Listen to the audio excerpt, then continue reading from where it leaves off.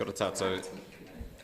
Welcome to this meeting of the Dunedin City Council for the 2nd of May for the purposes of hearing submissions on this year's annual plan. We have apologies from Councillors Hall, Lofiso and Houlihan. I'll move that those be accepted. Seconded, Councillor Walker. Thank you. All those in favour? Those against? That's agreed, and you'll note Councillors Barker and Wiley participating remotely. Item 2 is the confirmation of the agenda. I'll move that Council confirm the agenda without addition or alteration. Seconded, Councillor Elder. Thank you. All those in favour? Those against? That's agreed. Any amendments to be made to the interests register? I have one. In that I've been appointed by the Ministry for the Environment to their Resource Management Reform Steering Group. So I will move that we amend as the interests register accordingly, thank you, and amend the proposed management plan and note the ELT interest register. Seconded, Councillor Gary. All those in favour?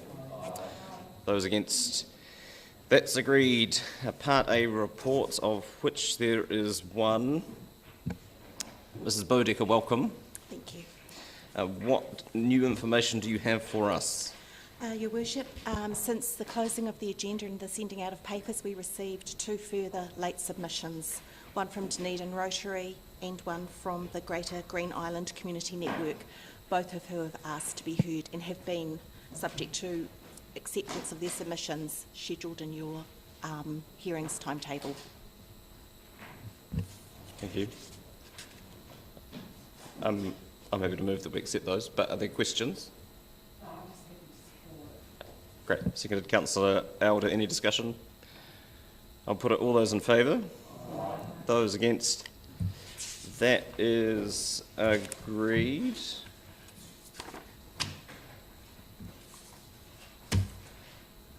Running only marginally late. Francisca Griffin, welcome. Speaking on behalf of the West Harbour Community Board, and just as a reminder, submitters will have up to 5 minutes to present, and then we'll take up to 5 minutes of questions, preferably questions of the submission and presentation as opposed to wider discussions that are prompted by that. And I won't limit the number of questions an individual councillor may ask, but you should probably bear in mind the time that you are taking up from your colleagues. Fran, we are all yours. Good morning, Atamarie, councillors and staff. Thanks for the opportunity to come and chat with you about our short submission. First of all, we'd like to say thank you very much for getting the toilets onto the schedule of the toilet schedule. And also something's not in the submission, and that is I just want to say thank you for addressing the massive drainage issue between Bernicia and Daly Streets in Port Chalmers. It's just wonderful to see that. And can we keep the road closed so that it's really quiet for outside my house? The Port Chalmers pool, we would like to see, if possible, I know that we've asked for this a few times, to see the season extended in April, because weather in April is always amazing and people are quite sad when the pool does shut. I understand it's an operational issue, but if we could look at that again, that would be awesome. Port Chalmers Main Street, we've been signalling that for a little bit, and so this year we've just put in just a few things that we are interested in having developed out there. Primarily for us, it would be bike racks this year or next year to go to help, with the development of the cycleway. We'd also like to see the Centennial Park across the road from the exit of what's going to be the exit of the shared path. Perhaps developed, and the other thing that we signal in our submission was information plaques that we'd like to see dotted along the main street and the waterfront near Port Otago. And I think that's me. Thank you very much. Any Anybody have any questions? I'm sure they will. Councillor Walker. Thank you, Your Worship, and thank you, Ms Griffin, for the very succinct submission. 2 questions. In terms of the information plaques, I think beautifully referred to as plagues in the submission. I'm assuming it's plaques. The information plaques, what sort of information are they proposed to detail? Firstly, about the plagues. Yeah, I'm a busy woman. I'm sorry, that just slipped through. So the plaques will be based on the history of Kopitai Port Chalmers.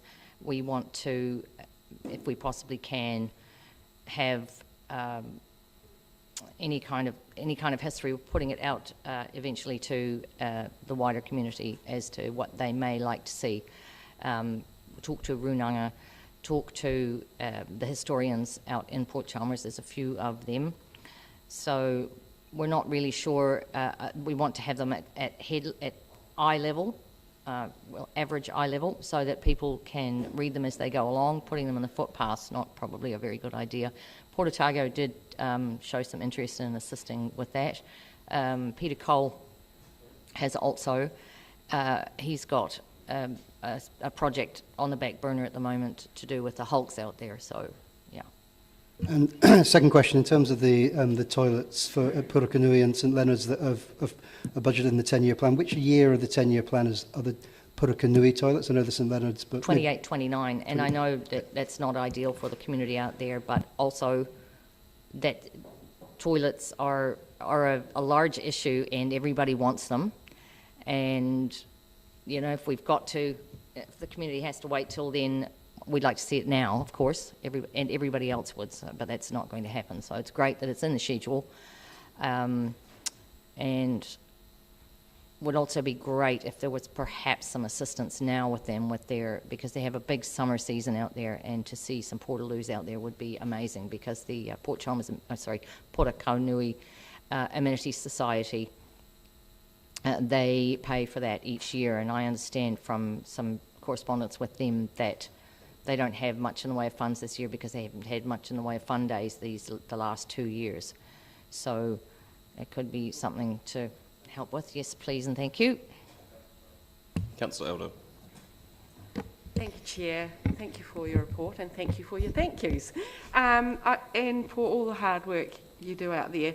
I'm just going to ask about cycling infrastructure and your cycle racks. And can you tell me a little bit more about what you see will happen once that cycleway reaches Port Chalmers, and how even more cycling infrastructure might be needed? Oh, it absolutely will be. We'd like to see, this is just off the cuff really, we'd like to see some racks at the exit. That would be amazing. But we'll need them throughout the town. We need them now. There's cyclists that come out on a Saturday or a Sunday to have coffees, and that's part of their route. They go to Aramawana and they come back and they park up, and there's piles, literally piles of bikes outside a couple of the cafes. St Leonard's is this year. Yeah, so fingers crossed it will be installed in time for the opening of the cycleway, which is still on time, and will be, I think it's October, November. Councillor Benson-Pope. Thank you, Your Worship. Just back to the plaques, you'll be aware that in some areas, such as at the Baxter Garden, and I believe some of the developments in George Street in the city, there'll be alternates as well as the signboard type of thing, QR codes that link to more information. Are you open to that sort of opportunity for George Street, Port Chalmers as well? Absolutely. Great, thank you. And finally, Councillor O'Malley. Thank you, Worship. Hi there, Francesca. Just 2 questions specifically to George Street and to Port Chalmers Pool and this process. I believe, will you be aware that George Street is on the list of upgrades? So are you looking for feedback as to when and where it'll be executed? Always. Yep, and then the other one with the Port Chalmers Pool, there's the cost implication. So would you like the effect of taking it to the end of April to be considered in this budgeting round, and also maybe if not in this budgeting round? I think it already has been. Well, do you want it specifically brought up? That's what I'm saying. Yeah, that'd be good. Cool. Thanks. Thank you. Beautiful. Ms. Griffin, appreciate it. Mrs. Davis, I see Mr. McElwee. Welcome. For the Mosgiel Taieri Community Board.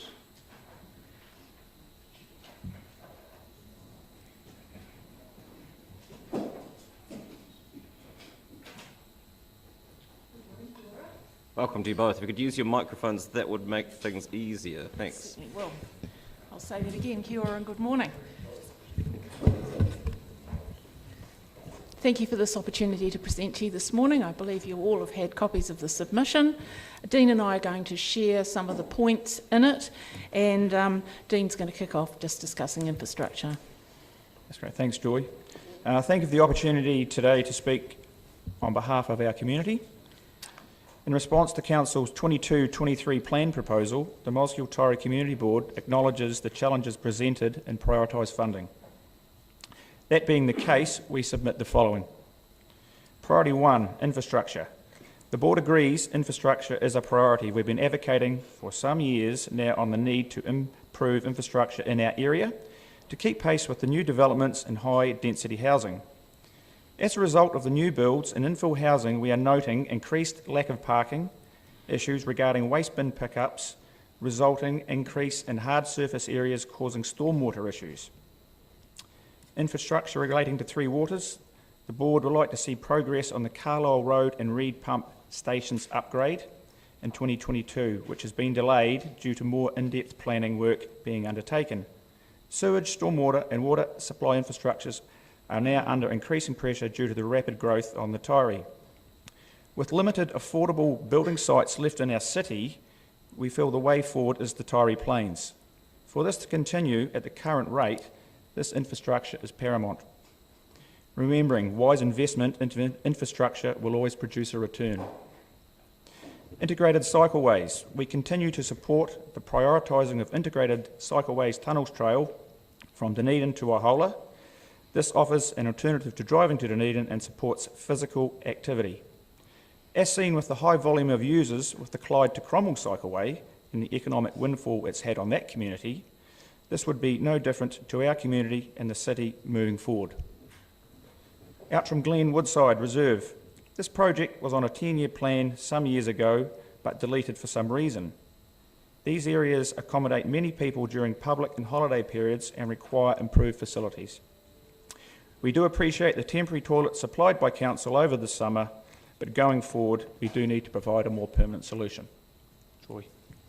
Thanks, Dean. If I could just add to that, in terms of the infrastructure, right behind my home used to be a Baptist church on Gordon Road, and now there are 8 homes being built there.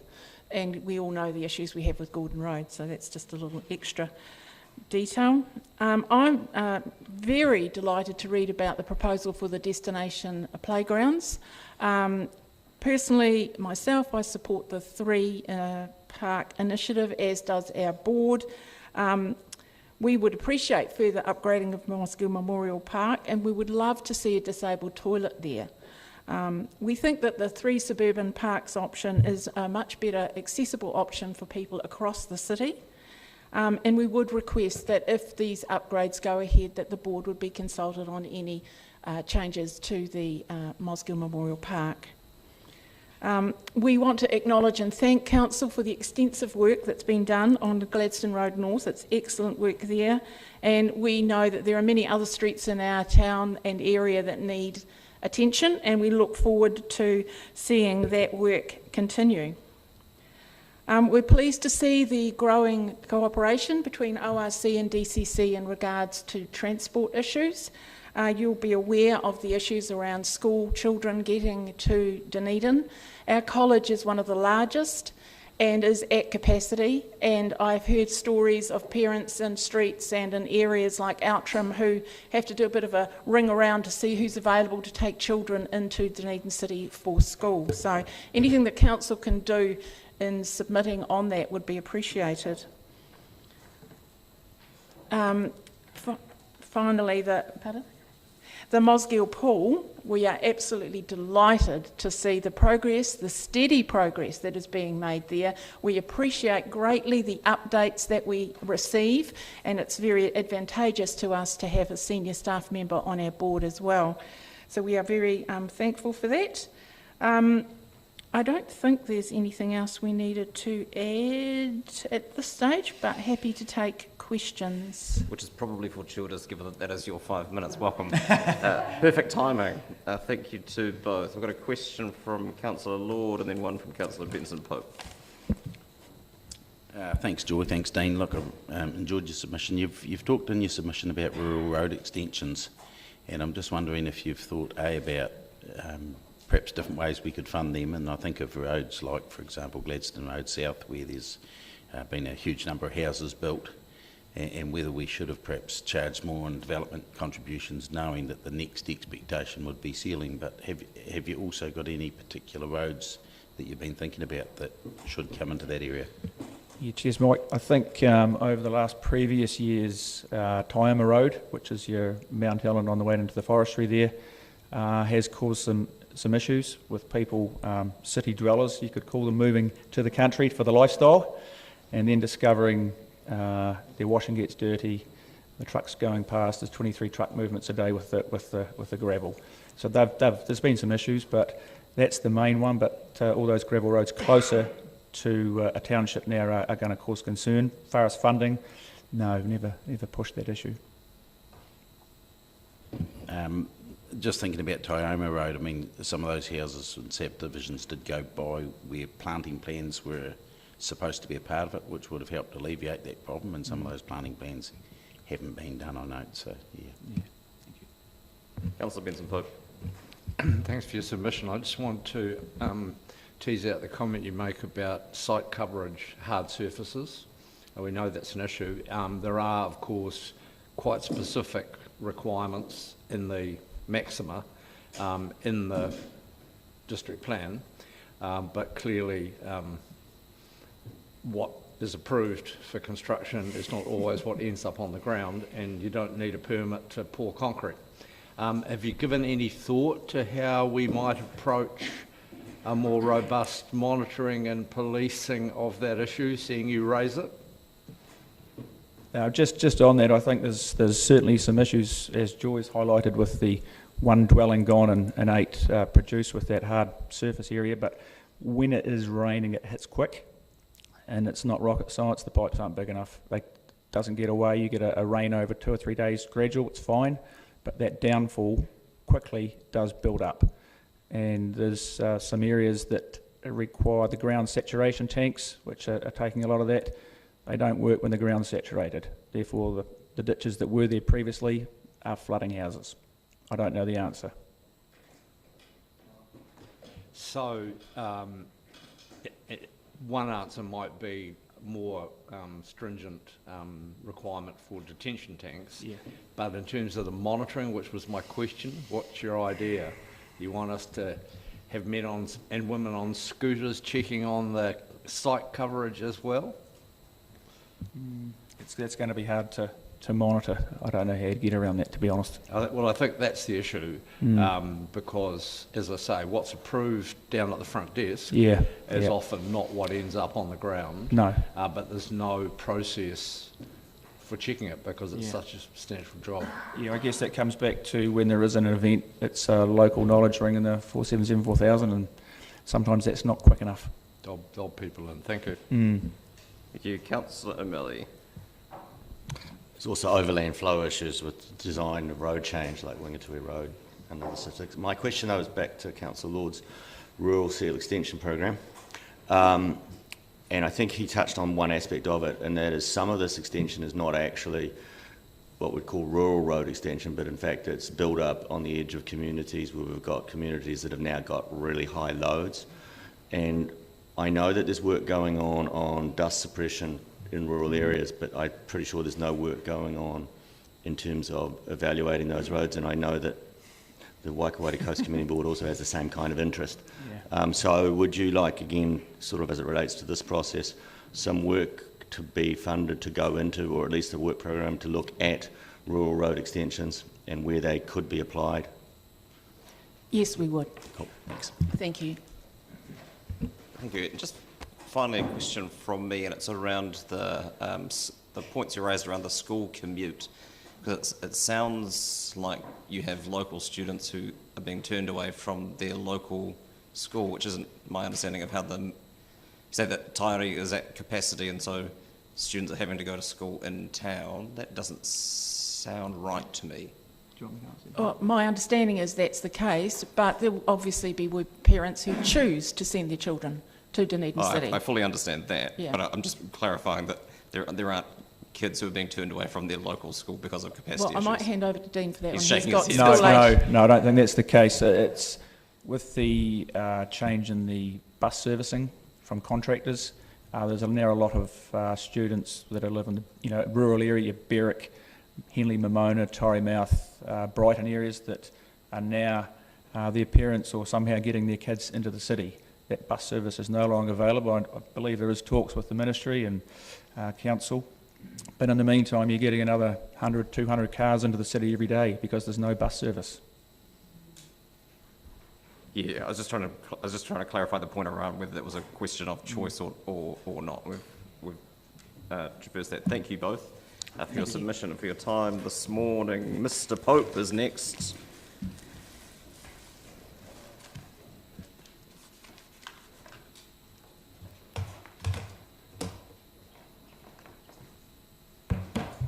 Kia ora, Paul. Welcome. Look, I'll cut right to the chase. There's no point in dilly-dallying really on anything else at the moment. The biggest issue that's really confronting the Peninsula Board is the fact that the connection project is not going to be completed in the way that we were said that it was going to be. The announcement that was made by the consultant that the section going through to the school would not occur until 2028 was not only a bombshell for the community, but it was a bombshell for the board as well. The problem that I see with this is the fact that there's been also a lot of misinformation that's come out of council since that point. And one of the things that did come out was around the 2019 annual plan. And it said that and I quote it here, I think it's in your submission that I've given you, but the revised project budget will deliver the Peninsula connection from the city to Portobello Township. The thing I don't understand there is, since when did Portobello School not become part of Portobello Township? It's actually your transportation department that defines where the boundaries of the township is, which is east of the school back to Pineapple Rock. And the 2GP also defines where the boundaries of the township is as well. So I'm really quite a little bit at a loss as to what that actually really means. And also too, I suppose that as I say, the school was actually been part of the Portobello Township for over 150 years. One of the other things that was reported in the paper recently was that the boardwalk had actually faced opposition from the community. The really strange thing about that is during the 2020-2021 consultation, the community were actually asked by council staff and the consultants to vote on the proposal that they liked the best. And in fact, 99 out of 100 people voted for the boardwalk. I guess the question remains, and this is something that came out of our board meeting, is when was council going to be told, or when was the community going to be told where the $2 million shortfall was? Because that's really the issue here, is the fact that there is a shortfall in the budget. Going back to the boardwalk, strangely enough, last year they brought the barge over, they put some poles into the area where the boardwalk was going to be. The poles went up, then the poles went down. Why would you do a trial of putting poles in the ground if you weren't going to build a boardwalk? It doesn't make any sense. In fact, we made the joke that these were actually the starting of the Portobello Pole Dancing Society's new club rooms with the poles that were actually in Latham Bay. The other issue is the fact that the school, 2018, engaged with the consultants and the council over the issue of Harrington Point Road. The land in front of the school is actually owned by the Ministry of Education, not by the council. There was a significant amount of debate and work done on that with the school, who agreed in 2018 that should be transferred over to council. What has happened to that in the last 4 years? No one seems to know. The schools certainly don't know. And I'd hazard to guess that one of the reasons perhaps the school section has not actually been included is that simply the land work hasn't been done on time and in a timely manner.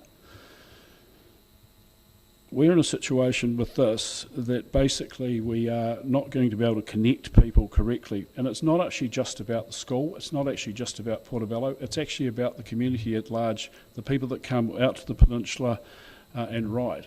For the small section that's actually been removed and not going to be replaced until 2028, this actually creates a significant change, not only for this project, but also for the people that are using it. It seems an incredible shame that we're not actually going to see this project come to fruition, especially given the fact that over 2 periods of consultation with the community and its consultants, this is what was agreed to with the community and with council. Now, I understand that there are financial pressures, especially at the moment with the rate of inflation running as high as it is at the moment, and there are other pressures from that point. But the reality is here, Councillor, we are this close from actually finishing the whole thing, other than the section from Omati around to the Otago Fisheries Wharf, which was also taken out as part of that 2019 annual plan process. So what I'm asking you today, councillors, is actually to put the money back into this project, get it finished, don't leave it unfinished. We've had an unfinished reclamation sitting in Latham Bay for the last year. It has not been the greatest look for the peninsula. It has not been the greatest look for the council. We are, after all, now a tourist and visitor destination, and we would like to look our best for that, particularly for that. Moving on from other matters, transportation takes up a lot of time. You will see, as I say, in your submission, a work around Tomahawk, Smales, McAndrew Bay also with the... It is your 5 minutes, Mr Pope, if you could wind up, thanks. So in short, there is quite a lot of other information in your submission, but at the moment, as I say, the instruction from my board has been to focus particularly on the connection project, and you will see some other submitters from that today, and I hope that we can work through that. Thank you. Councillor Gary. Well, thank you, Mr Chair. Thank you, Mr Pope. I wondered if you could clarify something for me, because it's a little confusing. I recall 2014, as the resource consent was happening, a meeting that you attended, you were newly elected to the board, and there were 4 boardwalks planned by New Zealand Historic Places Trust, it was called then, and you strongly advocated, as a newly elected member, for that boardwalk at Portobello to be taken out of the design. What has happened between then and at the time? I think you were chair of Portobello. Let's clarify something. Let's clarify something from that point. The reason that was taken out, it was not just me that actually said that. There were a number of other people in the peninsula at the time that wanted the cause. In fact, boardwalks actually were not really something that were majorly part of the project. They came on later on at the insistence of the then mayor to deal with some of the Heritage New Zealand issues. And because the consent for Portobello and Latham Bay, there wasn't a consent made for reclamation. Now, originally, there was enough, it was considered by council that there was enough space to retain the heritage wall and to retain and create a cycleway. Subsequently, an audit, a safety audit of that, said that wasn't possible and that a boardwalk was required. And so the board said, okay, fine, is it possible then that we can retain our heritage wall, which dates back to about 1880? Can we have a cantilevered style boardwalk? That wasn't possible because it wasn't acceptable for Heritage New Zealand. And so then it was decided that the boardwalk was part of that. That's what the community have been consulted on. That's what they've agreed to. That's helpful information to fill in. And my other question is around, I was surprised to not see submissions around the unfunded part of the Peninsula Connection.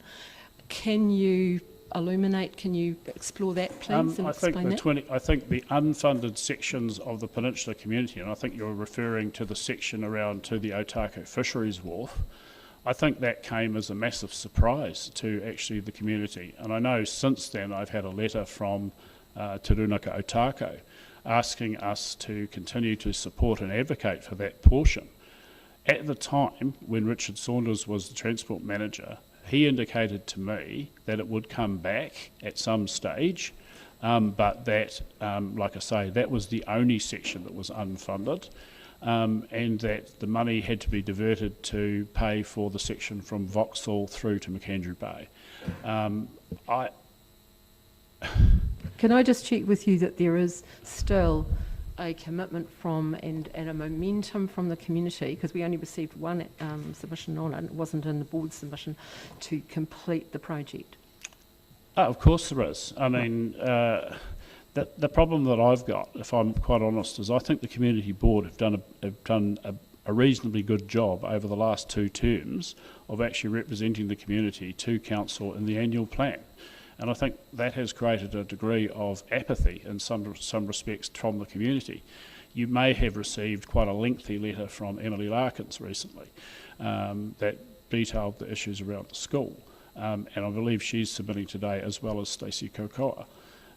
But I possibly think also that because there are members of Otago Runaka within the infrastructure group here, that that's the opportunity for them to raise that. But I do know that certainly speaking to Edward and others, they are quite keen to see that piece finished, because quite frankly it's one of the most dangerous sections of the road.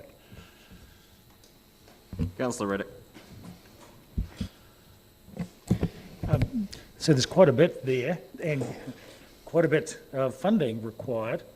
I'm concerned with, I suppose, the very key and most urgent elements, in particular getting to the school. So, because you're talking about finishing the shared path all to Harwood and then also on to the Otago Fisheries Wharf.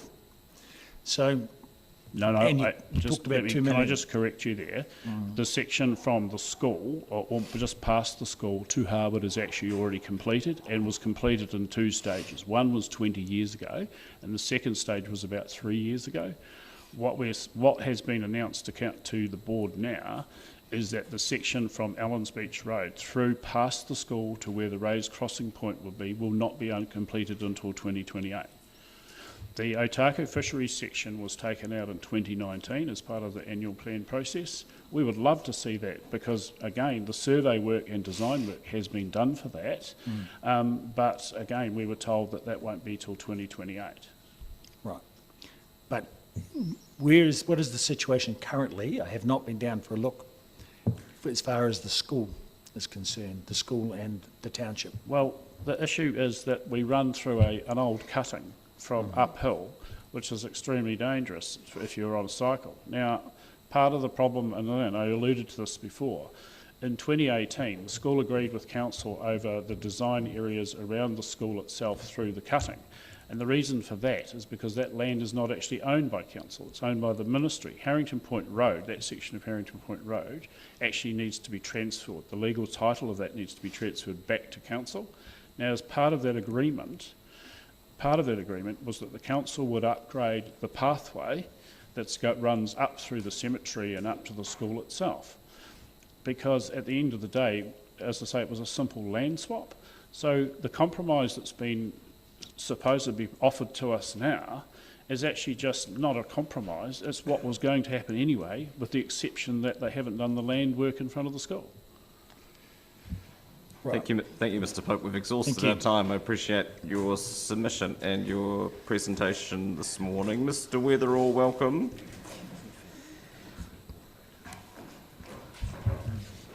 Good morning, Mr. Mayor, staff and council. Thank you for the opportunity to come and present to this process. Firstly, on behalf of the Otago Community Board, we'd just like to thank staff and I guess the commitment of funds to tidy up the lay-bys along Taimouth Road. We think that's really tidied that stretch of road up really nicely. We also thank the council for the emergency work that had to be carried out to secure the Taimouth network. We've been submitting for the last 15 years about doing some remedial work around the coastal plain erosion, and unfortunately we got to the stage where if that work wasn't done over this last summer, we potentially would have seen that network really come under some pressure. Moving along the open water course along Brighton Road in Ocean View. A couple of years ago there was a plan. We were number 7 on the project plan. late last year we can become number 10. The reality is we've got real concerns about that we stretch there, and pretty much every 2 years, 2 homes flood and 3 sections flood. And the reporting that we see is that that's a 1 in a 50-year flood event. So we've just got to line that up a little bit better. Another concept that we've been working on, asking for a little bit of help for a number of years now, and we have had support from councillors, so thanks for that, is developing a shared pathway between Waldronville and Ocean View. Again, I've explained that a number of times in the past, so I don't think needs to be too much to explain, but we pretty much just need some commitment from council to really investigate this and see if we can't get it over the line. There's some wonderful cycleways around the rest of the city, and I guess we just ask for a nice wee gravel path even. You know, it doesn't have to be anything too flash. It was mentioned in previous board reports there, the rural roads. Hey, we're excited, Mr. O'Malley, there to hear that excitement from you that there is potentially some commitment to reinvestigate rural road sealing projects or extension projects, because that's something that we've been told a number of times it's not on the cards. So we've got 3 there that we'd love to put on that plan, and if we just revisit back 2 years, or 3, maybe 5 years ago, we actually had a couple of the top ones there in the city wide, so we'd love to have a chat about that.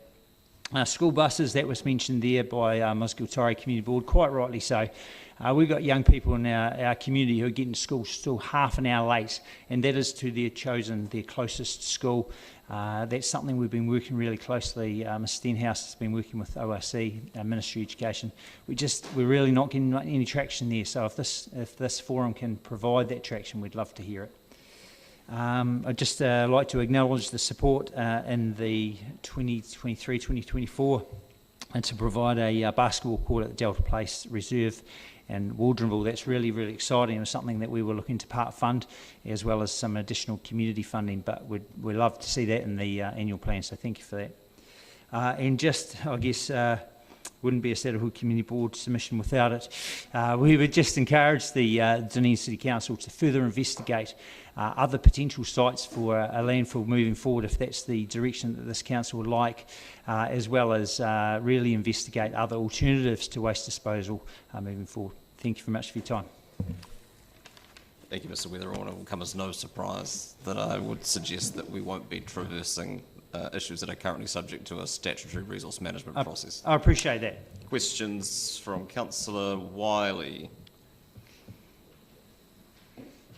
Thank you, Mr. Mayor. Mr. Weatherall, when I was on the Saddlewood Community Board of 213 to 216, that area where you talk about the open water course did flood quite extensively, actually on both sides of the road, and at that time we also saw it as a huge safety issue with 30 cars actually rolling off the road at any point and ending up upside down in the culvert with water. And at that time I understood there was a plan to actually pipe it and cover it and actually do some real work. Are you telling me that that work just keeps falling down the list? It appears to, Mr. Wiley, yeah. I've met with multiple staff over the last 20 years at that site, and it does seem to be a bit of a challenge from an engineering perspective. I don't know what the answer is, but I guess I'm just asking for the specialists to at least come out and commit some time and energy into some planning, really. That would be a starting point. Thank you. Apologies, Councillor Walker. Thank you, Your Worship, and thank you, Scott. Be careful what you wish for. I once asked for a nice wee gravel path to Port Chalmers. In terms of that, so the Waldronville to Ocean View, and I know it's come here before, so first off, is that about, off the top of my head, about 5 k's? Yeah, roughly? Approximately that. Not even that, probably. Okay, Councillor. so thereabouts. So in terms of the request here, has there ever been a request for any sort of costing before? And if so, has anything emanated? Yeah, so we've asked multiple times through previous staff as well as council to at least investigate this. So I think that's the first process. And that's something that we've got a bit of stumbling block there, Councillor. I'm not sure so it's where just that asking, is. but nothing has been progressed? Yeah. Okay, cool. Yeah. And further down in your submission, I've got in my notes here, there was a couple of issues, Brighton Road, Mackintosh Road, Brighton Scroggs Hill intersection in terms of some vision lines being impeded. Yeah. Simple question, is that been reported through 477 4000? Multiple times, Councillor. Yeah, I'm actually, I've got a meeting with a couple of staff next week out there to have a wee look at those. So. Great, thank you. Thank you. Councillor Lord. Actually, my question's been answered. It was asked by Andrew Wally. Councillor O'Malley. Your Worship, I just wanted to clarify as much as ask a question. There is no work on seal extensions at the moment, so my question is, do you want us, the council, to start a body of work of looking at going back again under the heading that some roads are getting more use than they used to in the past? Absolutely, Councillor, and that's something that we've been asking for, for a long time. Is the the increase in subdivisions, buildings, Green Island Bush Road would be a great example, Chain Hills Road, McMaster Road. There's lots more development there than there's ever been, and that'd be great. Thank you. That's why I'm looking for the procedural approach that we'd take, so that you're not coming back next year and we haven't moved anywhere. We'll keep coming, don't worry. Yeah, I know, I know that. And same with the cycleway request. I know that there's a fairly extensive mapping of the cycleways in the urban area, but not so much in the rural areas. So again, would you like Transport to be developing a cycle network map, at least as the starting point? So. Yes, please. Yeah, that'd be wonderful. Cool. Great, thanks. Thank you. Thank you. Thank you, Mr. Weatherall. Mr. Williams.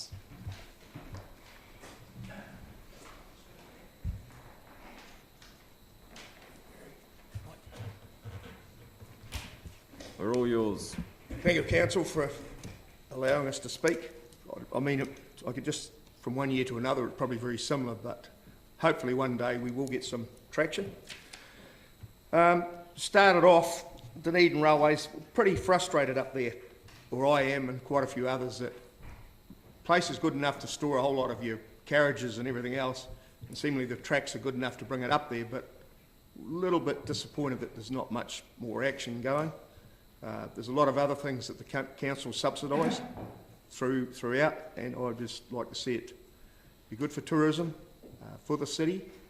There's a hell of a lot of push bikes come there, and it'd be another way of getting them down rather than some of your crews that'll probably submissions about lift the tracks up and ride a goddamn push bike down. But let's be realistic, they'd get blown off the viaducts, then you'd spend millions trying to put a cover over them. So just perhaps the tramways have gone, don't let it happen to the Taieri Gorge railway line.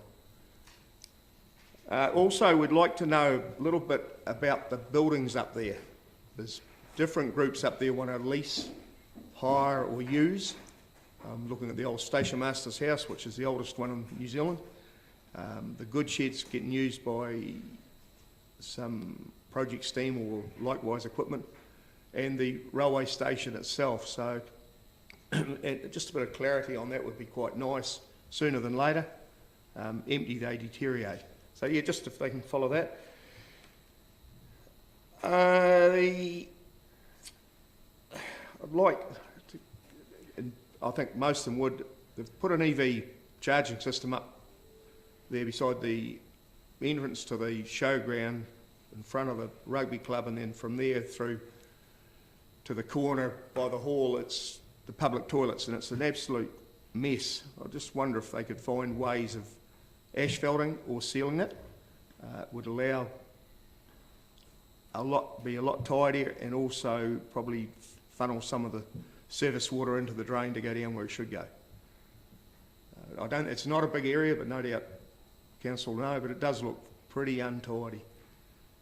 But then again, while we're on untidy, the rest of the community is, and I think a lot of other community boards have got the same problem. This year, the vegetation, maintenance, grass cutting, the whole lot has just been an absolute disaster. I know it's been a growthy season, more so than we've had for many years. We've probably had the best farming year for quite a number of years, but it's an absolute disgrace. And I think there's a lot of other communities have got the same problem. So can we get some, like 2 years ago we had a reasonably good contract, then they change it again, and every time there's a change there's a disaster. Hold the money off the guys. And a bit of maintenance at home, there's the odd culvert that seems to, all I want to do is put markers in front of them and not get them done, or grade the road so it fills the gaps in again for a wee while. So can we just get some of that stuff completed? We're a bit hopeful. We've got South Roads have got the grading contract, and the grader driver lives at home now, so we may get a little bit better maintenance. So that's really, some of them want a reticulated water supply. We went into that 40, 50 years ago when we put the sewage in, but it was going to be too expensive, and I can't see it being any cheaper now. But that's a request for some of the ratepayers, Sutton and Middlemarch. So, it won't take enough away to stop the flooding, but I don't know if it can be looked at in the next year or two. Apart from that, just keep the maintenance up, and we'd like to see seal extensions, but conscious of the fact that start going for too much more, the rates will go worse and worse, which affects all our rural people. Thanks, Barry. Councillor Lord. Yeah, thanks, Barry. Hey, look, my question, you did sort of nearly say it. You said it's not a big area, but exactly how big an area are we talking for the car charge? Was it 100 square metres or 200 square metres? Or roughly, I'd say probably 100, 150, somewhere in there, a couple hundred. Okay, thank you. Councillor Vandevers. You mentioned keeping the line going up to Middlemarch for Taieri Gorge. Yep. How many $1 million do you understand it's going to take to fix the deferred maintenance necessary to allow passenger transport up there? Lee, I haven't seen any official. I've heard a figure of $5 million bandied around quite some time ago, but it's just pretty frustrating when we up the top end were unaware of the lack of maintenance that was being done over the last, probably 10 years. They put all their eggs in one basket for the cruise ships and neglected the local stuff. They went from a staff of probably, half a dozen Dunedin rail to about 60, a lot cream in a heap off the top. And when the cruise ships stopped, affected everyone throughout the country, but just everything folded up. So you would be surprised to hear that over 10 years deferred maintenance amounted to more than $15 million? Very surprised. I was when we heard that as well, and it's something that people have not wanted to talk about, but I think it's something that your community board might want to look into to see if it is actually possible anymore. But contrary to that, or with that, Lee, there's a hell of a lot of different figures thrown around. Is there any real accurate ones? And I mean, they're quite happy to spend 20 or 30 or 40 million on a goddamn cycleway that doesn't bring lots in. But I've never seen an official one. I heard a figure 5, and I've heard there'll be different groups bandying different figures around. So has there been an official costing? Paperwork that I've seen suggests 15 million only for some of the deferred maintenance for a decade ago. It doesn't allow for the new spending required for side impact resistance on passenger carriages. It doesn't take account for the fact that... Councillor, it's an opportunity for questions of the submission, and I think we're getting into a broader discussion. We'll have a yarn another day. Okay. The point's been well made. Councillor Elder. Thank you, and thank you for coming. And I want to talk about I'd prefer it if you asked questions. Asked a question. Do you think there needs to be a really good business case developed about what all the opportunities are for the Taieri Gorge? Yes, I do. I do understand there is a group that have a business case, and I'm not sure whether it's gone to council yet or not. And my other question is, last year the cycle trails went up 18%. This year it's gone up 18%. It's now 82,000 clicks on the Otago Central Rail Trail. And my question is, how are the cycle developments, which are growing exponentially, and the rail going to work together? Well, I think at present, if the rail was going, there'd be more go from Middlemarch carry on. At the present time, there's a lot of the rail trail companies that ride down home, they come down and pick them up straight away, so there's no real dollars staying in the community. They finish the trail, quite often they'll pick them up at Hyde and take them back to Central. Other ones come to Middlemarch and they'll flick them back. So we're not benefiting, the B&Bs or the accommodations aren't benefiting from that, whereas if the train were going, I think it would probably flicker through a few through back to Dunedin to spend some money down here and hopefully fly out of Dunedin, which is what we looked at probably 15 or 20 years ago, to fly them into Dunedin, do the tourist thing and fly them out of Queenstown, but nothing's happened. So would it be possible, whether it's on the Taieri Gorge rail or some other way, for a trail to go from Middlemarch to Dunedin, enabling people to stay the night in Middlemarch and creating more economy? If you had a look at the terrain, it'd be mega dollars or millions to try and get a trail. And I can't see how they could utilise it with the train on the rail tracks. You'd say they would, and then somebody get blown off a viaduct, and then it'd be worse than Cave Creek. Thank you. And there's enough of the silly buggers right on the road anyway. Thank you, Mr. Williams. Thank you. Always enlightening. Same stuff next year. Mr. Morrison.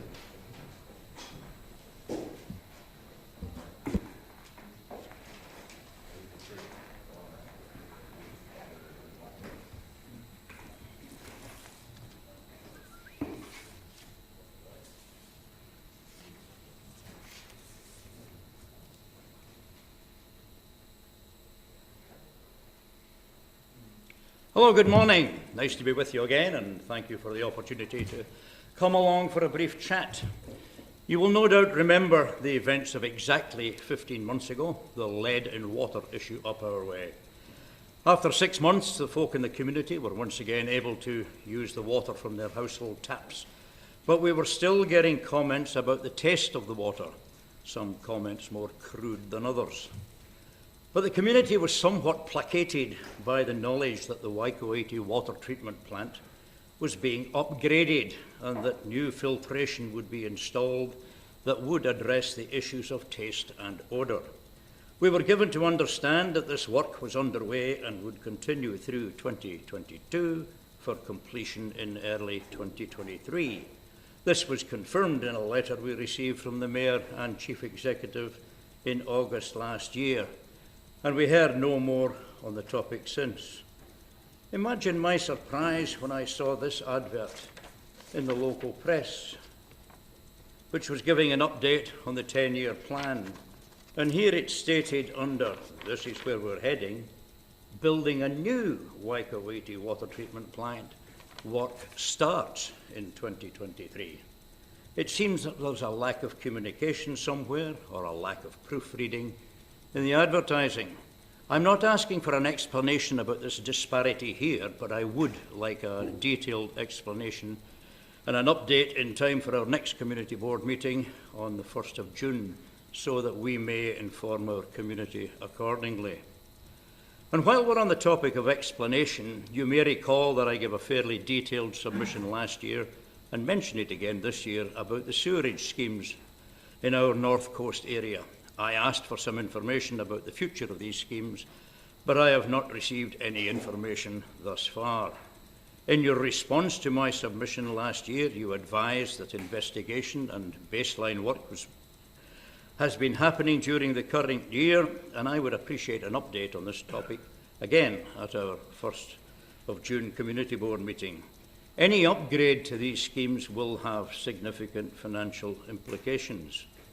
And while we're on the topic of financial implications, there is a council-owned asset in Karatani which is suffering from years of council neglect, namely the Fisherman's Wharf. An independent engineer's report in 2015 highlighted the deterioration condition of the structure, but nothing has been done to address this. Another independent engineering's report 2 months ago has highlighted the continuing deterioration of the structure to the point where something will have to be done, and soon, and this will not be cheap. We're having a detailed look at the options shortly, and we'll be discussing this with the affected community. I'm unsure as to whether any of the current budgets have noted this issue. Last year I asked for some financial support for recreation spaces, particularly in the Waikouaiti area. I was disappointed that the request did not meet with your approval, so I've included it again. I'm aware that the Parks and Recreation Department has access to half basketball courts and skate park modules, and I would like to have a discussion about providing these in our area. I repeat our offer to partly fund any improvements that can be made in our area. We have people who are skilled in the art of fundraising. We believe that it is very important to provide recreation facilities for older children, and the outcomes of not doing so are very evident. And in the few seconds I have remaining this morning, a few one-liners. The traffic and safety issues in Beach Street, Waikouaiti are not reducing.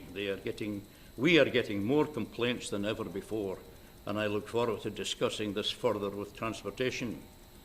On the subject of coastal erosion, while all of your focus is on the St Clair area, I ask that you don't forget that we have a long coastline in our area.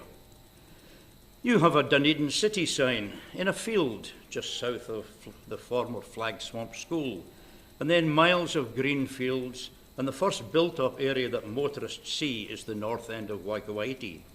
It's a bit shabby in appearance, and we would like to improve this. We're not asking for money, but we would like some assistance from your urban design team. And some good news, we're finally going to be getting a weekend bus service for our North Coast area, starting later this month, and I would like to record my thanks to the ORC transport team. And concluding, I fully appreciate that you've got many things on your plate, and COVID-19 has not and is not making things easy. But I am always asked by our community to stress that we're asked to stress that Dunedin City does not end at the top of Pine Hill. Thank you. Happy to take any questions. Thank you, Mr. Morrison. Councillor Gary. Thank you, Mr. Morrison, and for your very clear submission.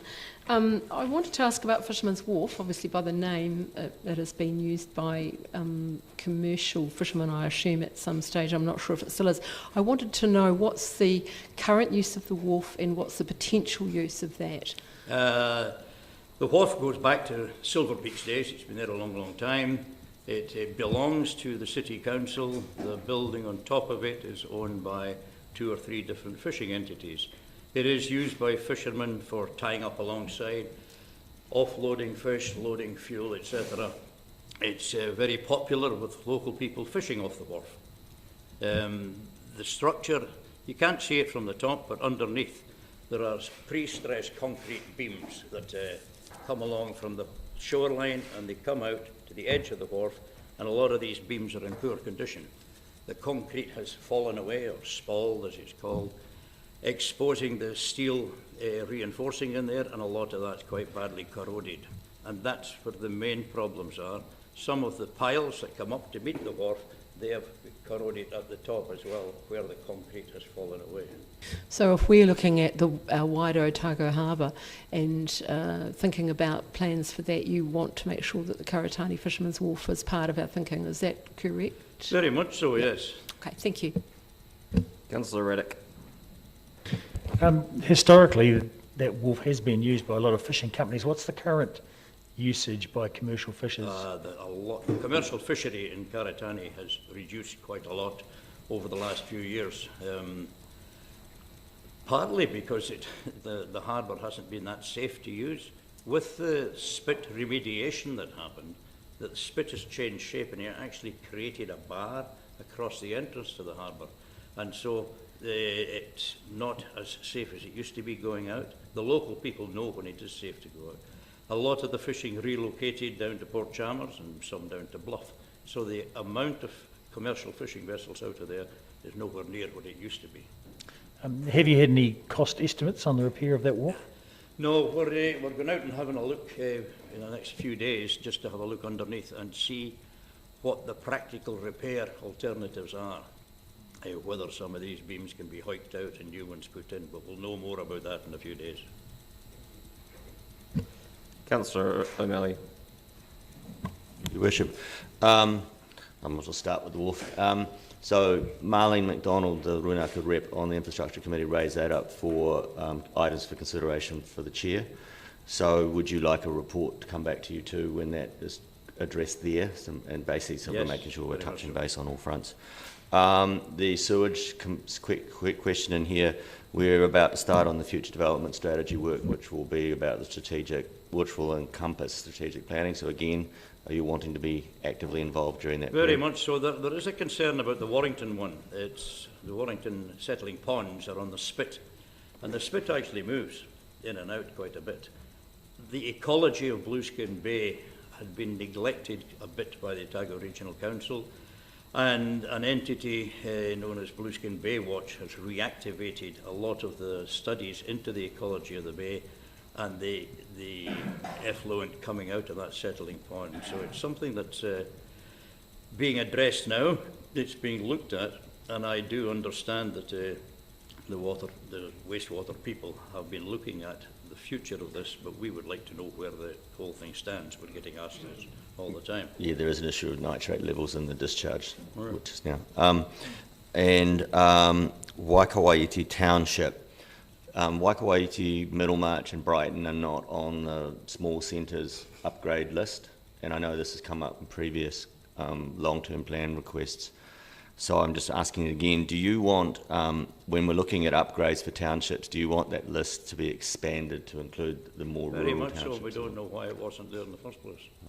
They went to the But when semi-urban ones. you've gone up north to Christchurch or Timaru and you've come back down and you drive into Waikouaiti, you will see that the northern entrance is not something that says, wow, Dunedin City, what a vibrant place.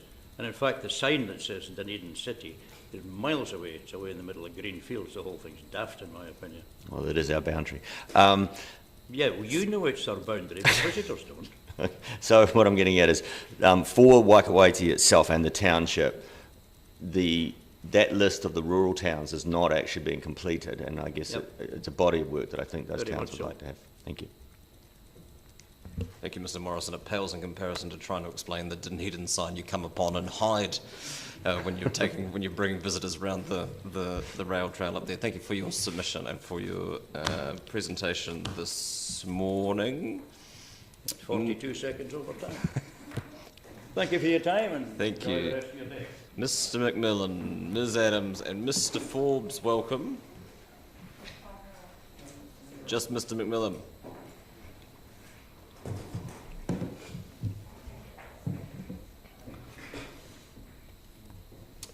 Apologies.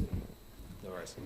And you're you're presenting on behalf of the Fringe Festival for the Fringe Trust submission. Correct. The next 5 minutes are yours. Tēnā koutou katoa, ko Gareth McMillan Toka Wingoa. I'm here today representing the Dunedin Fringe Arts Trust. I acknowledge the advantages that we have as an organisation, including support from the Dunedin City Council. Through my work, I engage with a wide range of arts practitioners to deliver our vision that Otipoti Dunedin is a creative city where people feel inspired to do new things. I'm also an active participant in many arts bodies, including the Regional Arts Network Aotearoa, which includes direct policy consultation with Creative New Zealand and Manatū Taonga. As we side note, it's coming up to my 5th year in my role, and to be honest, it's becoming a little bit hard not to repeat myself in some of these forums, so let's just get some of this stuff out of the way first. Yes, the wider sector is anxious and traumatised after 2 heartbreaking years of COVID disruptions. Yes, we seem no closer to developing a mid-sized performing arts centre, and yes, Aratoi Otipoti seems to remain in the realm of the aspirational, with a multitude of voices all proposing their own solutions. So while I begin by acknowledging these deficits, I do so only to stress the urgency of working constructively towards solutions. And in that spirit, I'd like to tautoko what has been achieved by you since my last submission.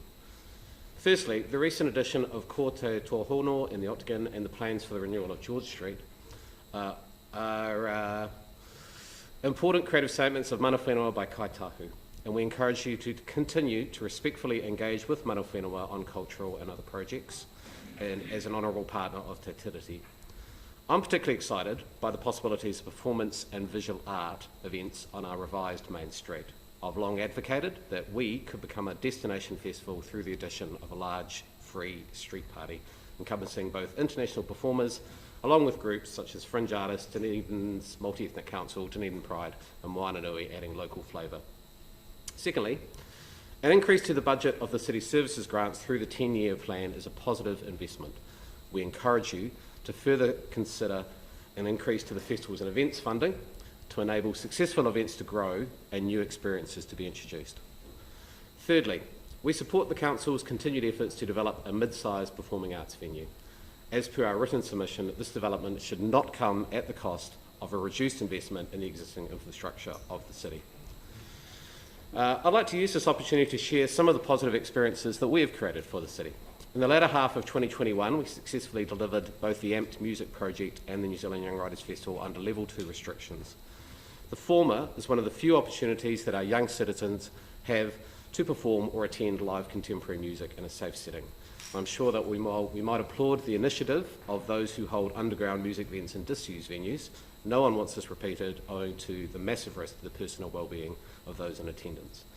Our younger citizens deserve better, and we are committed to providing a space for them in their amazing creative expression. I'd just like to share with you some feedback from one of our New Zealand Young Writers Festival presenters. Quote, "Thank you so much. Being at this year's festival literally reminded me why I like being alive. Actually literally, not figuratively. I cannot overestimate the importance of this festival and what it's done for me personally, and the confidence and the safe, accepted, belonging feelings I see it foster in other people. Especially at the moment, I think it's helped us all feel less alone, and that's invaluable." End quote. Now, we've just delivered the Fringe Festival under Alert Level Red and peak pandemic here in Dunedin, one of the few events anywhere across the country to actually proceed.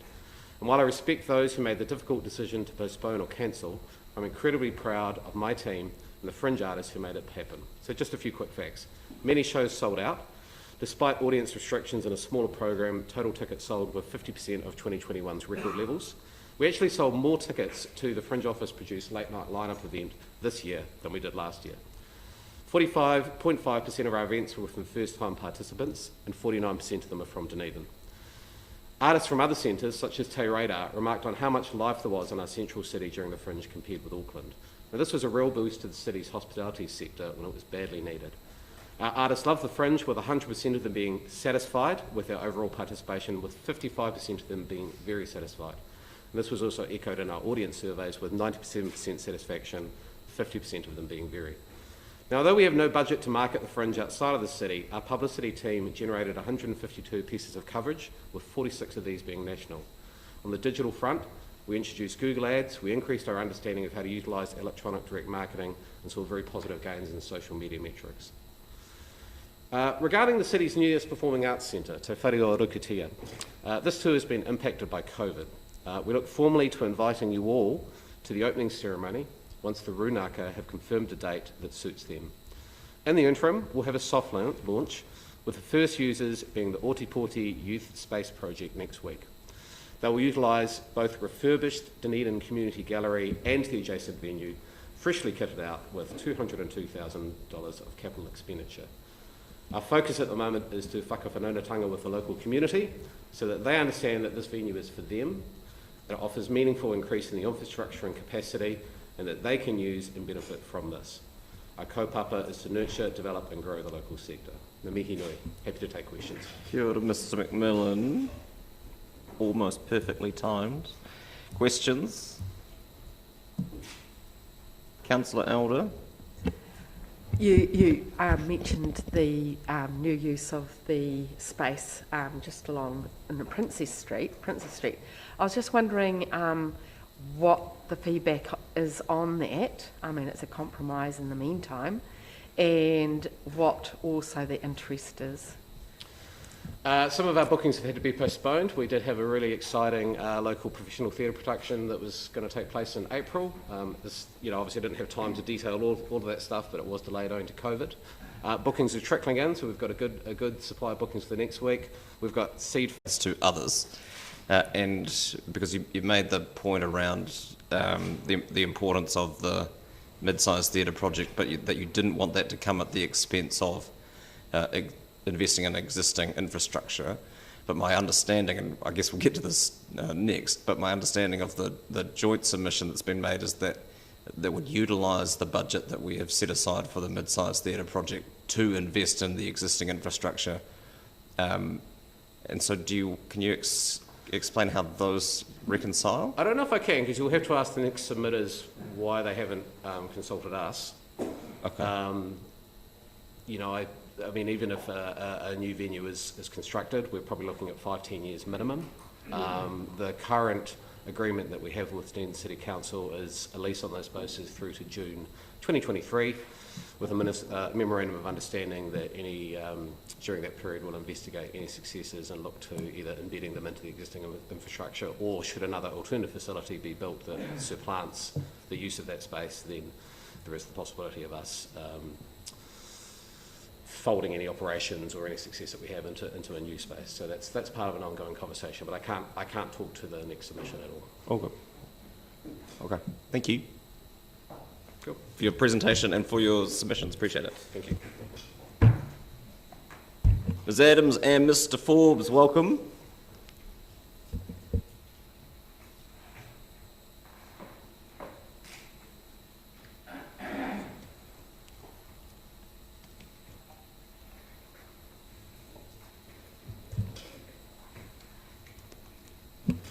Next 5 minutes are all yours. Right, thank you. Hit the button. Wonderful. I'm of course Laurie Forbes, and this document which we have with us is a blueprint, a formula for strengths and efficiencies through alliances.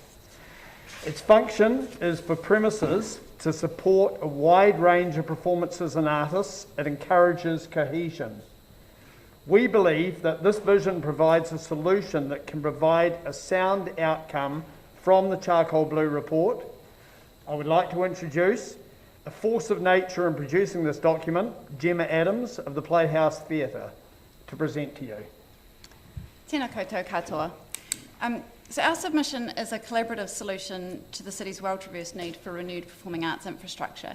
So to recap, the concept is a staged refurbishment of the Playhouse Theatre, the Athenaeum and Mechanics Institute building and the Mayfair Theatre over 6 to 8 years. The venues will be made more welcoming, more accessible, stronger, warmer, drier and better equipped for modern performing arts productions. This would be funded using money already allocated in the 10-year plan as cornerstone investment, with each entity then raising the balance of its project costs from other sources.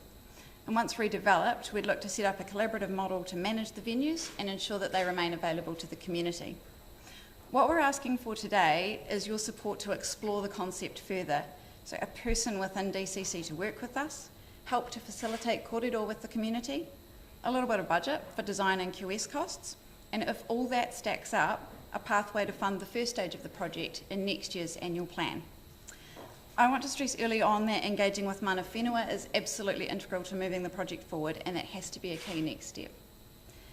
We also want to understand how the concept can line up with or indeed be enhanced by other stuff happening around the city, whether that's specific builds or projects, and Te Whare Orokatia is one of those completely, the live music plan or any other council pieces of work. And the concept needs much broader discussion with the performing arts community, accessibility organisations and other sectors of the city. We need their input to develop specific plans for each building. And I just want to pick up on the previous submitter's comment. This concept has been in development for like 6 to 8 weeks. We've only recently teamed up. We wanted to take the opportunity to get in on this annual plan submission, so we haven't been able to get around everybody yet, but that is a priority over the next few months. I want to use the rest of our time today to highlight a few key points from the submission. Firstly, a partnership approach will give more bang for the city's buck than a project funded solely by DCC. So this concept, a document outlines how much further the city's $17.1 million could stretch if you partner with 3 existing venues and you leverage our ability to raise external funding. We tick off the schedule of spaces from Charcoal Blue's report and more. Secondly, a network of venues will offer more than a single venue can. Under our proposal, you get renewal happening in the north, centre and south of the city. You get a mix of size and style and purpose of spaces. So the Playhouse is a family-friendly, kind of pocket-sized auditorium. The Athenaeum has flexible sizes and spaces with a more edgy and contemporary feel, and you get the more traditional mid-sized theatre with the Mayfair. With the network approach, you also save 3 heritage buildings, and perhaps more importantly, you save the amazing activity that already goes on inside these venues. And I'm particularly talking here about the Athenaeum Library, which would become a new writers' centre, and the Playhouse Children's Theatre, which I would gladly expand on during questions if any of you aren't familiar with what we do. This kind of family of venues is appropriate for a city the size of Otipoti Dunedin, and it aligns well with our UNESCO City of Literature status. My next point is that this is the best shot our individual projects have at success. I really can't overstate the importance of the collaborative model here. By joining up and sequencing our projects, we take out the competition between us for funding, and we help funders see how each project contributes to a bigger picture. So instead of competing, we each strengthen each other's case for funding. But we will still need DCC to be an early backer of each project. If I use the Playhouse as a case study, we're reasonably advanced. We've consulted, we have a completed feasibility study, we have concept sketches and initial QS estimates for refurbishment. You've got 1 minute. Thank you. And when we've taken that to potential funders of our refurbishment, we're getting clear feedback that without cornerstone support from DCC, we will be unlikely to get other funders on board. If DCC puts all its resource into another venue, then in all likelihood the Playhouse will close within 5 to 7 years, and the city will lose both the uniquely sized venue and the grassroots of its theatre ecosystem. Lastly, there's an urgency to this. Our buildings are old, they're deteriorating, and at the same time building costs are going up. 4 years on from the Fortune's closure, the city still lacks fit-for-purpose performing arts venues or a clear plan forward. We want to move this along at pace. If we can prove the concept over the next few months, we'd be looking to get on with the first stage of the plan in the middle of next year. I hope we can take the idea further with your support. Thank you. And I welcome the collective submission on behalf of a network of venues, but venues aren't a whole lot of use without practitioners producing work to put in them. And I'm curious as to, at this point, and I appreciate this is in its infancy as a conversation, but to what degree have practitioners and producers been involved in this at all, or is that the next stage? We've reached out to a range of key practitioners within the city. So we've talked to Prospect Park Productions, we've talked to Marty Roberts, we have talked to Stage South, we have talked to 3 or 4, they're struggling to come to mind, another 3 or 4 other organisations. And I suppose I'd hark back to also the Playhouse has done extensive consultation on our building, and we've found a really strong appetite to use the Playhouse if it was refurbished. So we had 90% of survey respondents saying they would be likely or very likely to use the Playhouse on sort of monthly or 2-monthly basis if it was refurbished. So I'm confident there certainly needs more discussion, but I think you would find the utilisation there and the appetite to use those venues. And there won't be a uniform response, obviously, from within the community, but what is the broad sense you get at this early stage from the people that you've talked to? They love the collaborative approach. They love the mix of the geographic spread, so things happening in the north, centre and south. They like the mix of the styles and the sizes of the network. There's been a couple of early comments about, does it offer a sufficiently big black box theatre venue? So with the mid-size being at the Mayfair, that's like a traditional proscenium arch theatre rather than a sort of fully flat floor with all kinds of moving bells and whistles as a black box. But I think those weren't really either of the two options in last year's 10-year plan either. So short of starting from scratch and looking at an entirely new build, that might or might not be something that's feasible, I don't know. But that's probably something, one gap that we want to explore over the next few months.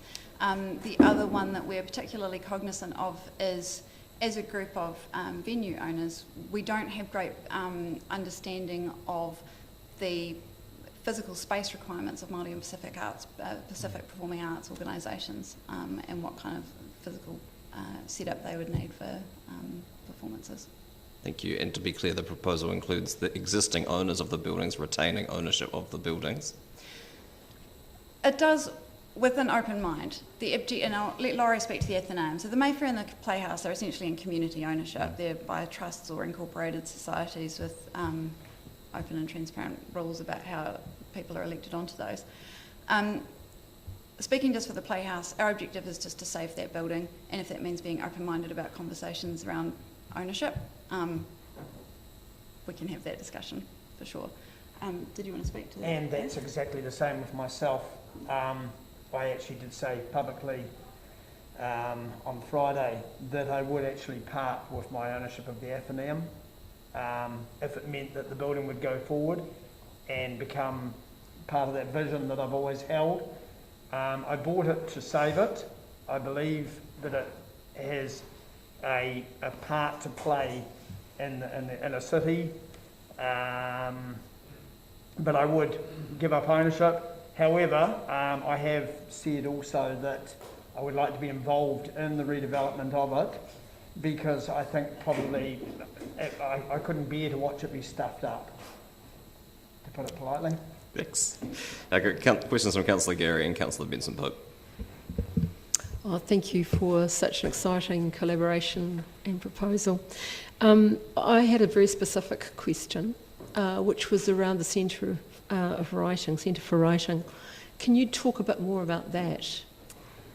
That's one we probably need Annie It's to really to an Annie. speak to. Villiers, being from the Athenaeum and Mechanics Institute, and their vision, they realise that as a library, they don't really, their future is not there. I have actually had a meeting, I went to a meeting and actually pointed that out quite vividly to them. So it's caused them to start looking at, okay, so what do we do to reinvent? And the City of Literature is certainly the readers and writers. Great, thank you very much. Thank you. You've partially clarified that, but it was that reference to the Writers' Centre that I wanted to get a better understanding of. So the in discussion with the Mechanics Institute and so on, you have decided that they have decided, or someone's decided, that this initiative would replace the library. Is that correct, or would it be as well as some form of library?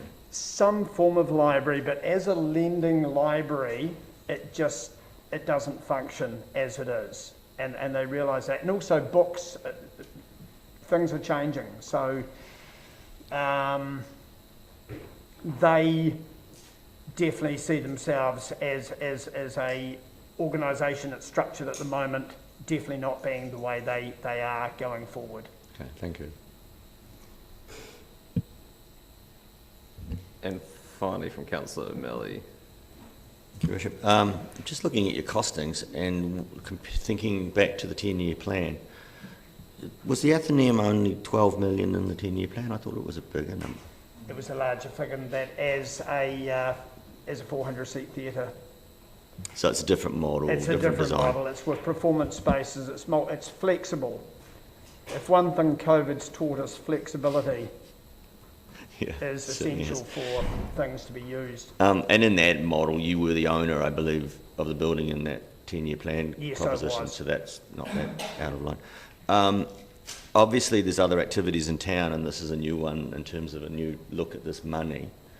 I'm conscious of the fact that as we're trying to land in on this, we're getting people coming in saying, well, have you thought about this? Have you thought about that? And this is quite interesting. How do you perceive that it fits into where we are going right now?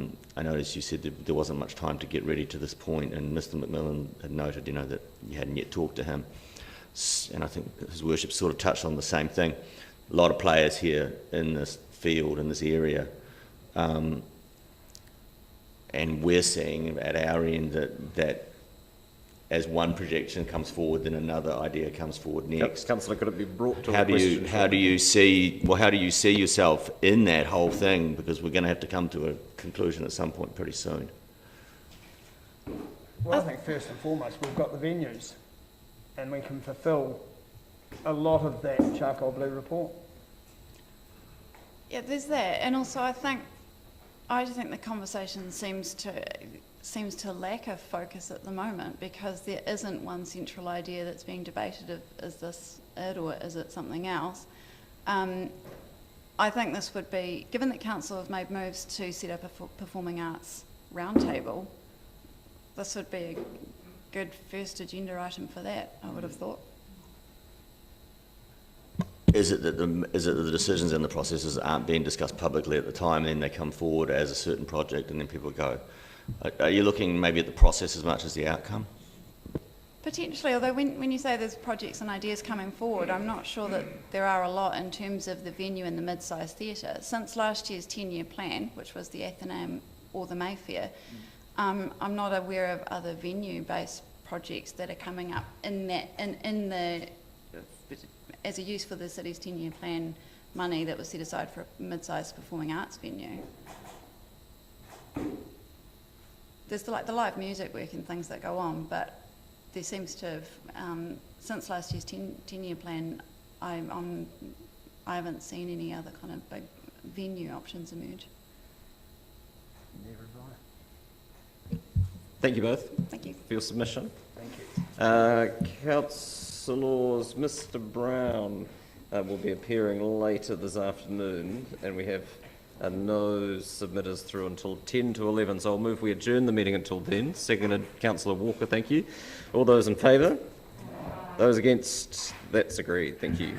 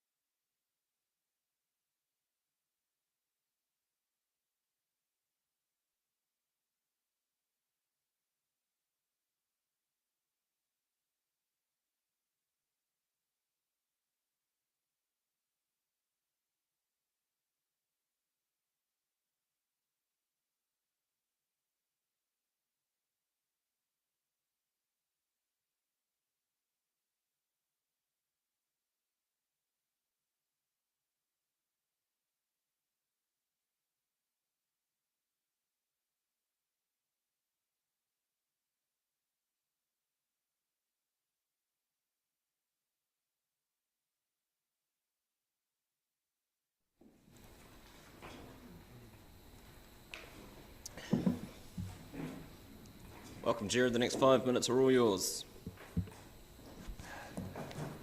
Thank you. Kia ora, good morning, Your Worship, councillors. On behalf of the Dunedin Tunnels Trail Trust, I want to thank you for allowing us the time to speak in support of our submission to the annual plan update. It's pleasing to see things starting to get underway regards the Tunnels Trail. It's been a long 17 years of campaigning and heartening to see the council now on board, as well as all the public support for this trail. I understand over 200 people clicked on the Trust's website links to make a submission, and undoubtedly others directly. For people to actually make that effort and submit speaks to the community support for this project. Now, to briefly summarise, the Trust supports and encourages the Council to select option 2 to progress projects within the DUC program, amend the timing and approve $11.4 million increase to the DUC budget to deliver the complete Tunnels Trail from Mosgiel to Dunedin. We further encourage the Council to begin on-site work as soon as possible, with usable sections made operational as a priority. Now, there's no need to repeat our full submission, covering all the economic, health and safety, tourism, community benefits that will be realised with the development of the trail, so I'd just like to highlight a few key considerations. Firstly, the role the Tunnels Trail will play in regards to over 4,000 school children in the catchment area of the trail. Active transport, safety, physical and mental well-being, increased local recreational opportunities, the ability to learn cycling skills, the ability to use the trail for the physical education and education outside the classroom curriculums. The area encompassing Green Island, Concord and Kaikorai Valley has a number of critical safety issues that will also be addressed as part of the trail development. For the Chain Hills Tunnel, work should begin on site as soon as possible to create a local asset of a loop track as part of the wider Taieri network of walkways and cycleways. That should start as soon as the finance is made available to the project. Design work should also be started immediately in mitigating the water asset issues within the Caversham Tunnel. We understand there may be a long lead time in the design and tendering process for this part of the work, and there should be no reason to delay this while other sections are being completed. Now, as this will be our gateway link to the regional cycleway network for recreation and tourism, we again strongly urge the Council to continue to investigate other funding sources outside of Waka Kotahi.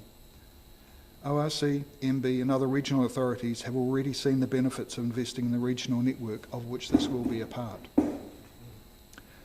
With the rapid uptake of e-bikes and creation of a large demographic of e-bike riders in the 50+ age range, there is a much greater demand for suitable and safe infrastructure for people to use, both recreational and commuting, between Mosgiel and Dunedin. You only have to look at the success of the Lake Dunstan cycleway to see this popularity of e-bikes and the demand for a great trail to ride. They were expecting 7,000 in the first year after the May 2021 opening, but even prior to Easter, that number was over 62,000. The demand is there and no longer latent. Dunedin needs to be in a position to connect our outstanding cycleways around the Harbour and Hills to the wider Otago cycleway network. With the development of the Lawrence to Milton cyclepath due for completion within the year, and trail and bridge planning and consents well underway for the Gibson to Cromwell link via the Taieri Gorge, people will very soon be able to cycle off-road from Queenstown all the way to Waihola. Not Dunedin, Waihola. If the decision is made to decommission the Taieri Gorge rail line, then we also need to be in a position to take advantage of a direct Dunedin cycleway to the Otago Central Rail Trail. Any delay in completing Dunedin's southern gateway link to the wider Otago network will only reinforce our isolation. So please, let's get this done now. Thank you all. Thank you, Mr. Hyland. Councillor Gary. Thank you for the submission, Mr. Hyland. And congratulations on where you've got to so far. I wondered if you had any comment about the potential in terms of commuters from the Taieri to through the tunnels to Dunedin. Well, we've got a catchment of about 24,000 people from Mosgiel through to Dunedin. I'm not sure what the current traffic commute numbers are at the moment, but given that it would be a flat 12-kilometre cycle from Mosgiel to Dunedin, I would say a lot of people, especially those who've got e-bikes for commuting, would take advantage of that. So the overall usage will probably be a lot more than we initially expected. And I was particularly interested in your comments around the another submission that we have from the DHB, which talks about the percentage of their staff who live in the relevant postcode and the uni staff that live in the relevant postcodes. I think it was 16 and 12% respectively. Any comment about the potential beyond that? I guess what I'm hearing you say is that there is a large potential for people to use that commuter route. Oh, definitely. I think it's been shown that, especially with e-bikes now, if people are given a safe alternate route, they will definitely use it, and there is a big demand out there that's unseen at this point. Thank you. Councillor Walker. Thank you, Your Worship. Thank you, Jared, for a substantial submission. And as I've said many times before, I feel your pain. Two questions. In the submission, both written and verbally just now, you a number of times sort of touched on the immediacy and do it now aspect of things. So why is it important to be able to link the network immediately? Well, primarily you're looking at patterns. When a pattern is established, that's what people will repeat and get used to. So the idea of having a cycleway that ends up at Waihola, people will just be used to that idea. Linking Dunedin up a few years later, they'll go, oh, that's a nice add-on. If we have it right from the start, for people to be able to cycle all the way to Dunedin or from Dunedin, that becomes the established pattern of use for everyone. So people will assume and take that as a default. If we delay by a few years, we lose that opportunity, and that's only one opportunity we have, that first initial impression. Okay, thank you. And second question is, I'm aware recently you had the pleasure of taking the Minister of Transport, the Honourable Mr Wood, on site. What was the reason for that, and what were any upshot from that? The Transport Minister, Michael Wood, had a look at the tunnels, the Caversham Tunnel as part of the idea of the Tunnels Trail, and he was, well, from my personal perspective, he was quite impressed. He did say he couldn't automatically say yes to it because it's the Waikouaiti committee, but he could make his own views known. He was quite impressed with it and loved the idea of it, especially entranced with the portal entrance down at the Caversham end.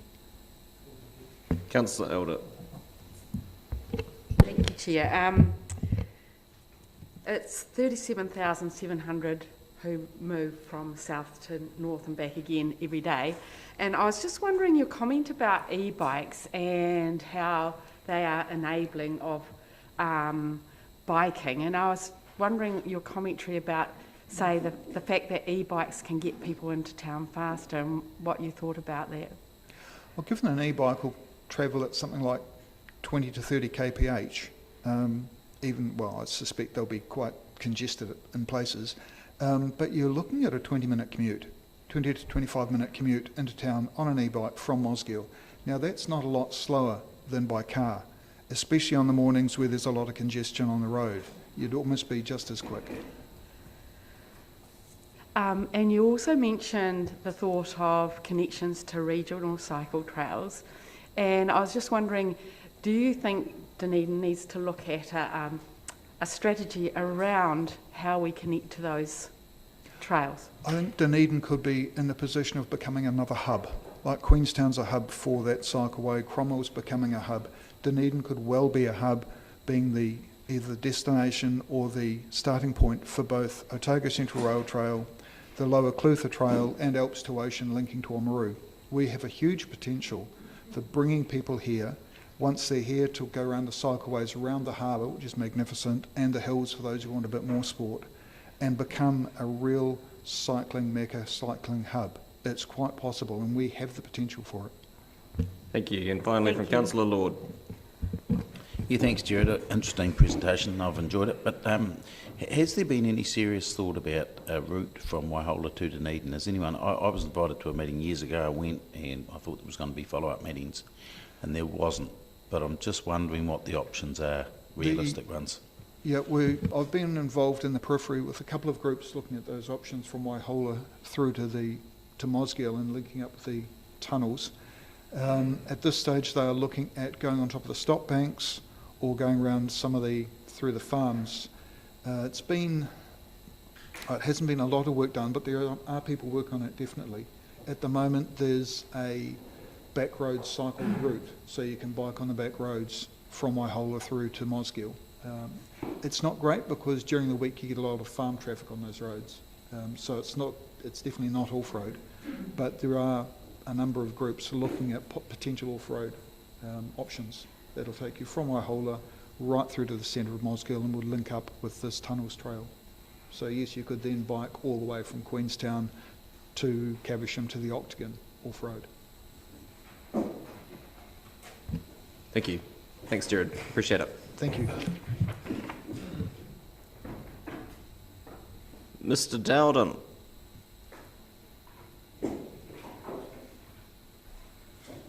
By virtue of your early arrival,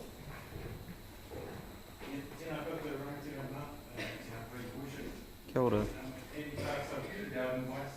Sorry, Peter, can you use your microphone? And to be clear, would you have two submissions that you are presenting? Yes, but so I would like to present them quite separately because, in fact, in some ways they're contradictory to one another. So I'm looking forward to reconciling that. But so you will present, and then we have an opportunity to ask questions, and then we'll take the second one. I quite understand. I'd like to. So I'm Vice President of the Dunedin Tramways Union branch, and I'd like to introduce Steve Hansford. He's our communications delegate. Now I believe you've been given a sort of handout of some pictures. So just turning pretty quickly through the first few, I would say dangerous in one word. Dangerous is the same bus stop on the first two photos. The third photo, there's a woman who kindly gave permission to be photographed, has just stepped out of the back of a bus. The back door is a long way from the curb due to the large lighting pole that's in the foreground.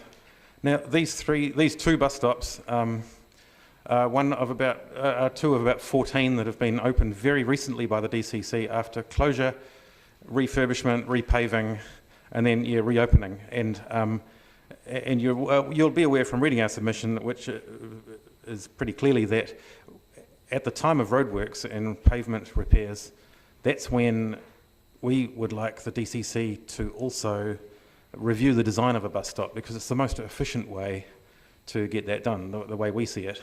So these bus stops, they look shiny and new, but they're too small and they're not safe to get a bus in and out of and unload and load its passengers.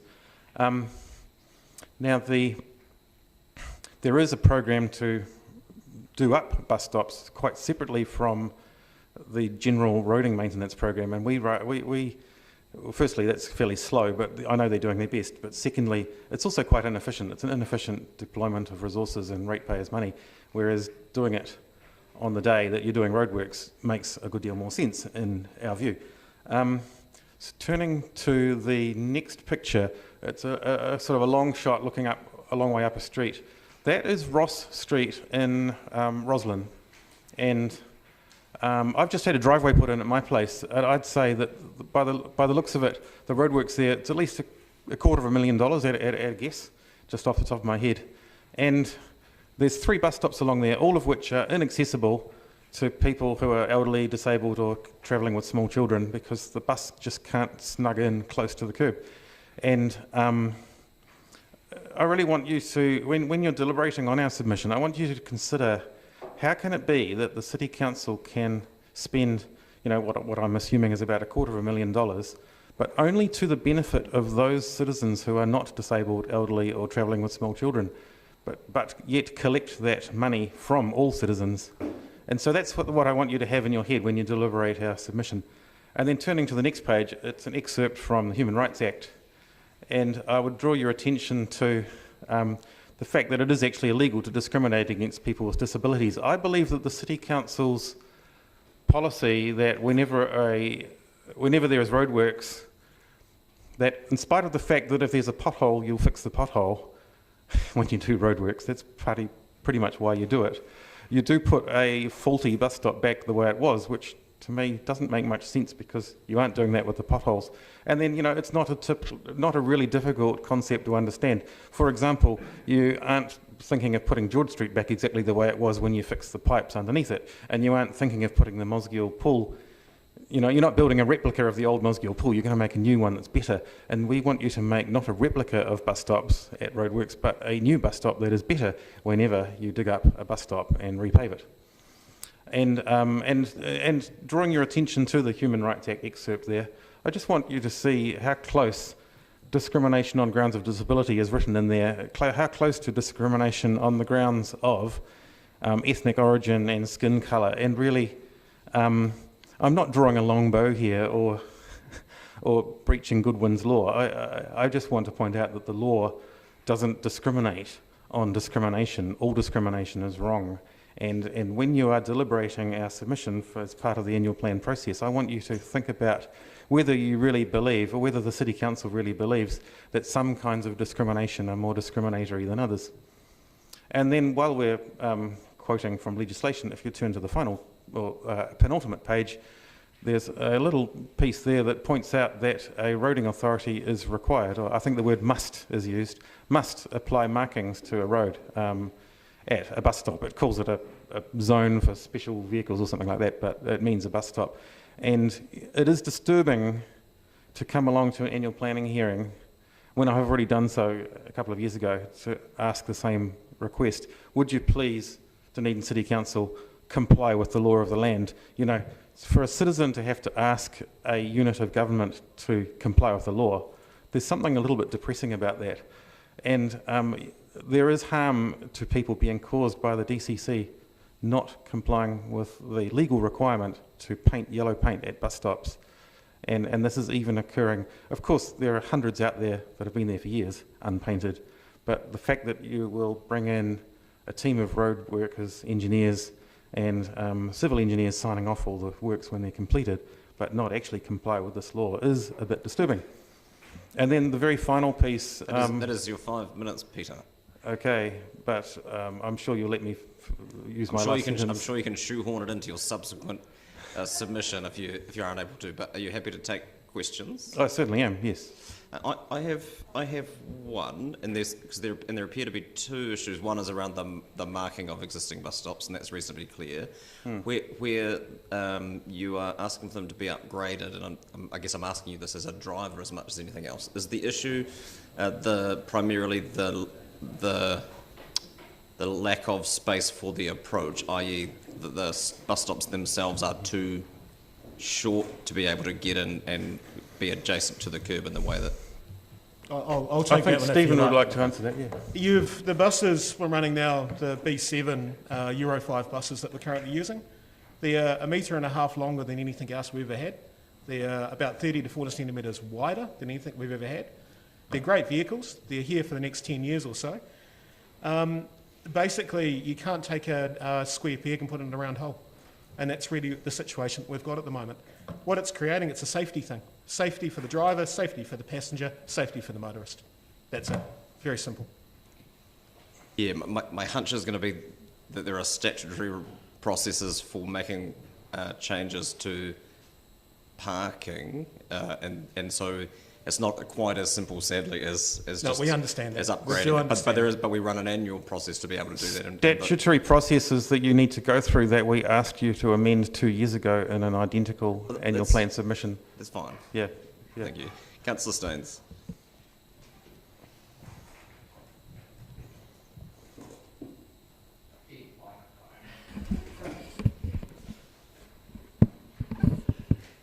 Thank you for your submission. How common around Dunedin are these bus stops that you can't get a bus into the curb? 80%.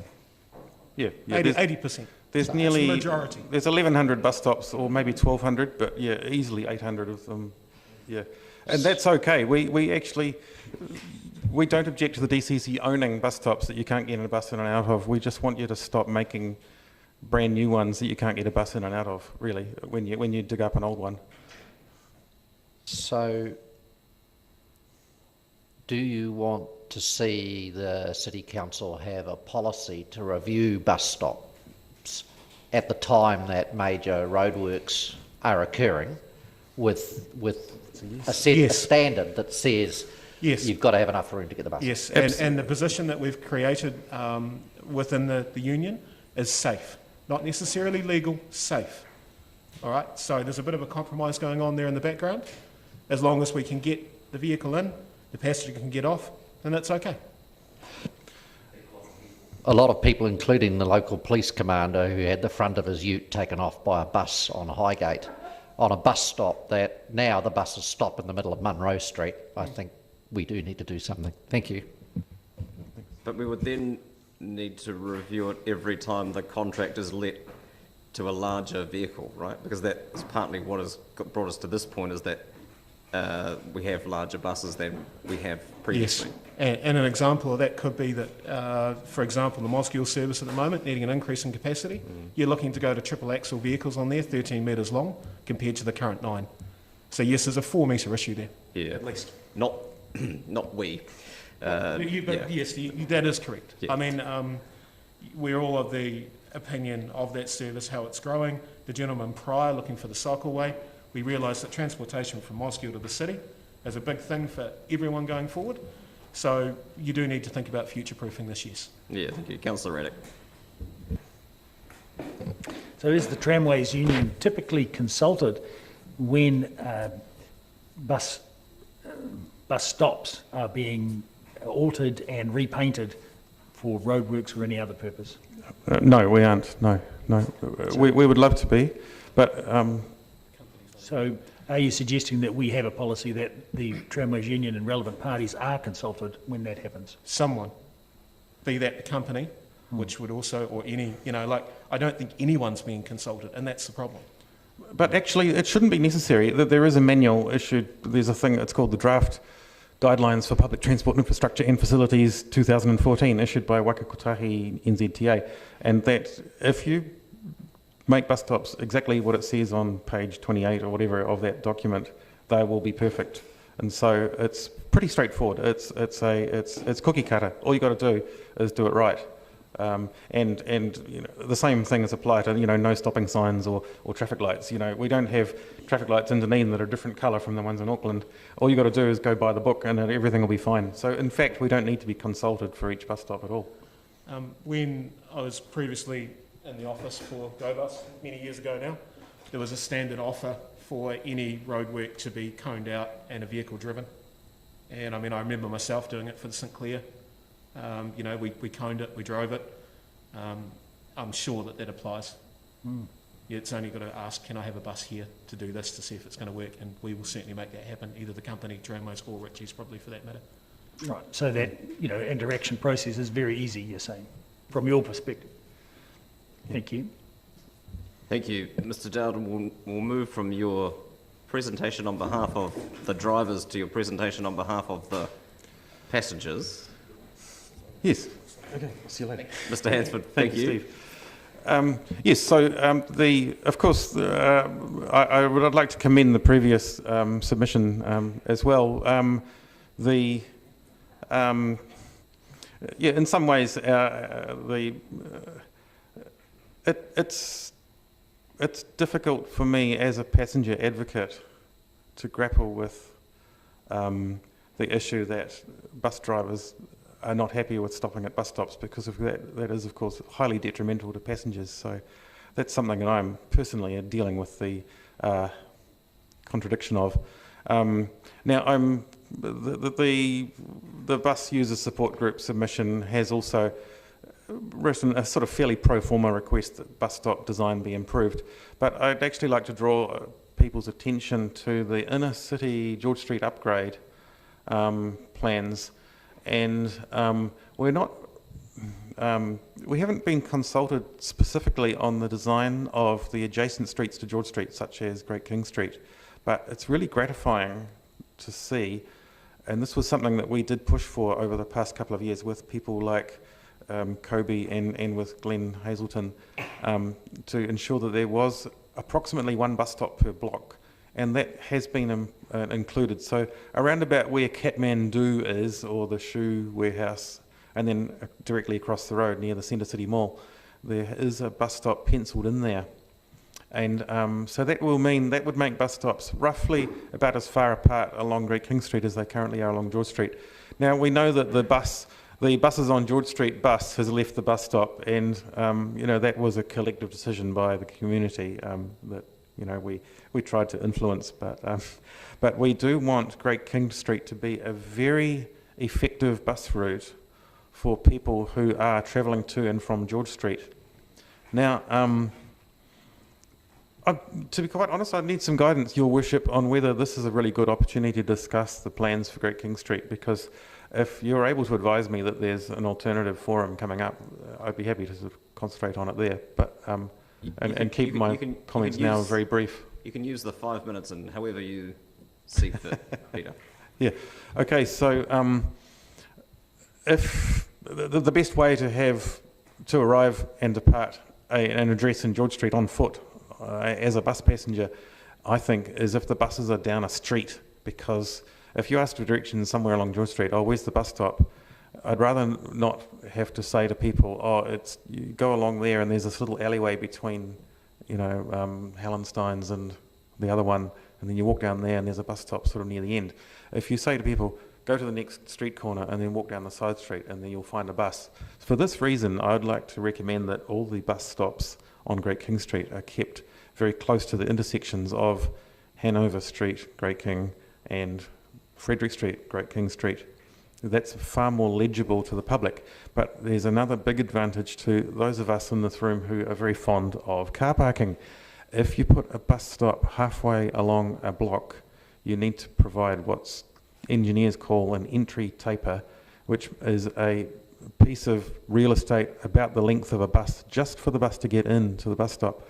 That is actually quite wasteful of curb space. You can, on the other hand, use an intersection for the exact purpose, so that a bus can travel through the intersection, crossing the side street, but doing so quite close to the edge, so that when it reaches the corner, it's already got its wheels positioned curbside. And so I can find you, I think it's 10 more car parking spaces by relocating those bus stops proposed for about Kathmandu, the existing one that's outside the physiology department of the med school and opposite outside the hospital, and Kathmandu and opposite as proposed. Now, if you relocate both of those to their nearest street corners, Frederick and Hanover, then that's 8 car parking spaces freed up. And the 10 comes from the fact that if you put a bus stop in Frederick Street just around the corner from the hospital would actually, it would cover the one existing outside Knox Church and opposite possibly, as well as providing for people heading up the hill up Pitt Street who don't have a bus stop at present in the area. There's possibly 10 parking spaces freed up, as well as a more legible and more accessible bus service. So if people get off a bus, we do like them to have an immediately safe means of crossing a road, which they don't have as good mid-block as they do at an intersection with your barn stance and traffic lights. You've got 30 seconds, Peter. I think I've run out of breath. Thank you. And oh my for not pointing this out sooner. Now that I know what it is that you're talking about, I can answer your previous question. But the proposed changes around Great King Street are subject to a public process, so there's every opportunity to be able to give feedback on the a formal consultation period, or just sort of a generalised, send us an email? No, it's a formal consultation. Yeah. I mean, Okay. that'll be good. So we'd like to talk about where we want each cobblestone and blade of grass. So yeah, that'd be good. Yeah, great. Thank you. Councillor Elder. Thank you, Chair. Just interested in your idea of using the intersection as a space in which the buses can get into a space out just past the intersection. And one of my questions is, would you see your passengers as enjoying that more because it gives them a direct route to George Street? Or to and from George Street? Well, you see, at the moment, it's a bit tricky at the moment because there has been quite a reduction in bus stops along George Street. But cast your mind back to the pre-bus hub days, there was a bus stop at least every 200 metres along George Street. It's a wee bit different now. And so that meant that the average walking distance to a bus stop from any address in George Street was, no more than 100 metres. But now it's and I get that the buses are on Great King Street, and that's useful too, especially if you want to go to the hospital or Countdown or a couple of other places. But if you want to go to an address in George Street, it looks like your bus stops could be easily an average walk has doubled, at least 200 metres, but it could be as much as 300 metres if you put the bus stops mid-block, or 350 metres or something like that. And, I have a member of my whānau who can't walk 50 metres, so you know, every little bit helps. Thank you, Councillor O'Malley. Thank you, Bishop. Thank you, Peter. I guess I'm just to the specifics of the process. You want to be included as a focus group when it comes to the design, as opposed to reading about it in the paper. You would actually want to be proactively approached. Yes, and you know, we it was a it was a privilege to be involved in that process on the specifics of the George Street design, and so of course I was in the position of saying, well, if there aren't buses, let's do it like this, even though I was there representing bus users. But in this case, yes, I think that it would be a really good way to feed the desires and requirements of bus users very accurately into the process for Great King Street. Yes. Cool. And given that you put it in here, on your previous consultation, on the previous submission, you were talking about process again as well. And His Worship touched on the fact that if you do the tapers, you're going to have to change parking. And therefore there's a series of processes which I see right now are not interacting very well together in a uniformed manner. So do you want an actual process put in place to describe how we're going to do it, and actively communicate with the users groups and the Tramways Union to make sure that we're all on the same page, so that you're not here in 2 years' time repeating the same submission? Well, actually, so putting my Tramways Union hat back on, like I said, we'd be really happy if the engineers and contractors just went by the book and just built bus stops straight out of the manual. You asked that 2 years ago and we didn't get anywhere. So do you want, there has to be a mechanism for this to go in place that you know is happening. Yeah. Would you want that mechanism put in place and an actual interaction with you until you say, yes, we agree, actually now we're communicating well? Well, that'd be great. I mean, we'd love to have a veto over the design of bus stops. God, yes. But so why not? Yeah, yes, please, with cherry on the top, please. Yeah, why not? I'm not going to turn down an offer like that. But the I lost my train of thought there. Never mind. It was a good line of questioning. Thank you. We'll keep following up. Thanks. Yeah. Thank you, Peter. Appreciate it for your time and for your submissions. Mr. Miller.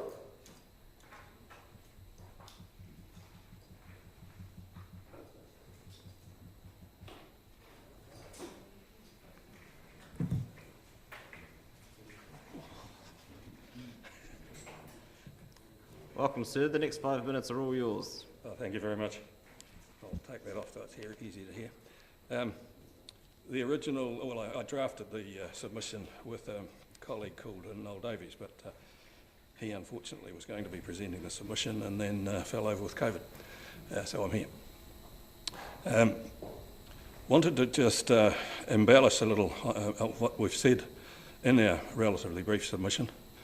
Under page 95 of the document, talking about major projects, we'd like to suggest that the tunnels trail cycleway will also significantly contribute to achieving a range of community outcomes by connecting people to the wider city, by mildly contributing to environmental sustainability by use of bikes and a modest reduction in vehicle usage, particularly for youths entering Taieri High School, attending Taieri High School, who reside in the Green Island, Abbotsford and Fairfield suburbs, and that's not an insignificant number of pupils. Becoming an essential link in providing connections to cycleways in Greater Dunedin, the Northern Peninsula, the Otago Peninsula, etc. Creates opportunities for access to southern, central Otago and northern cycleways, thereby increasing opportunities for recreational and tourism enhancement.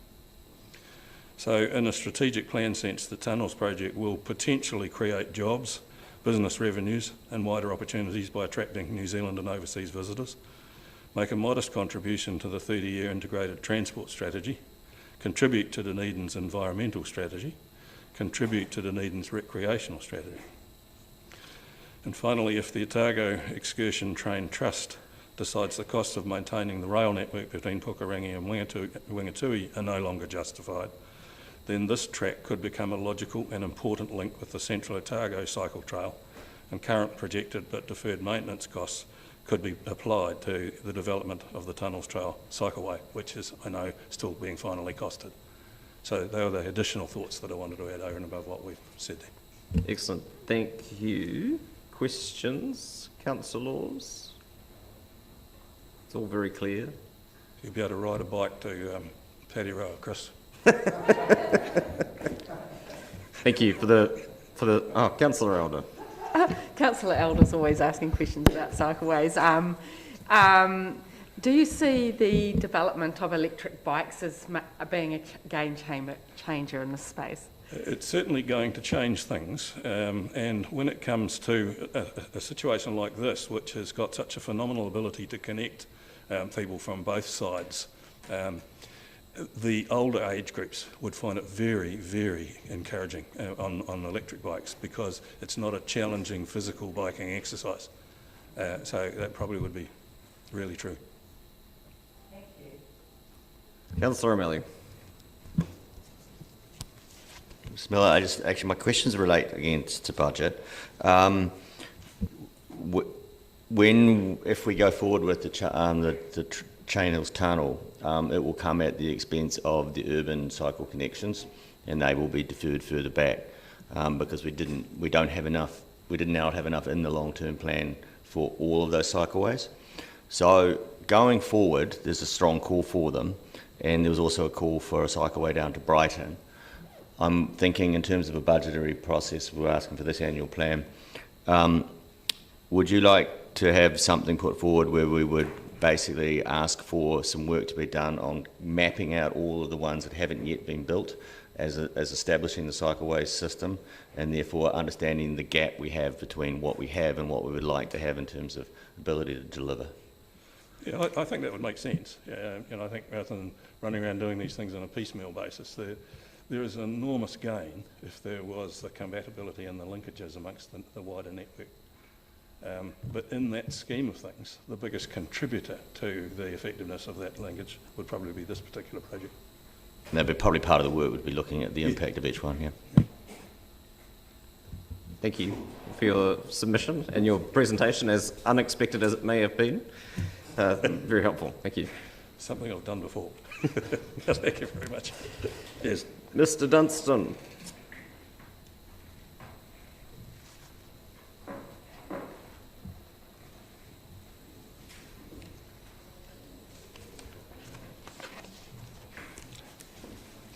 Welcome, sir. We're all yours. Good morning. Thank you for the time.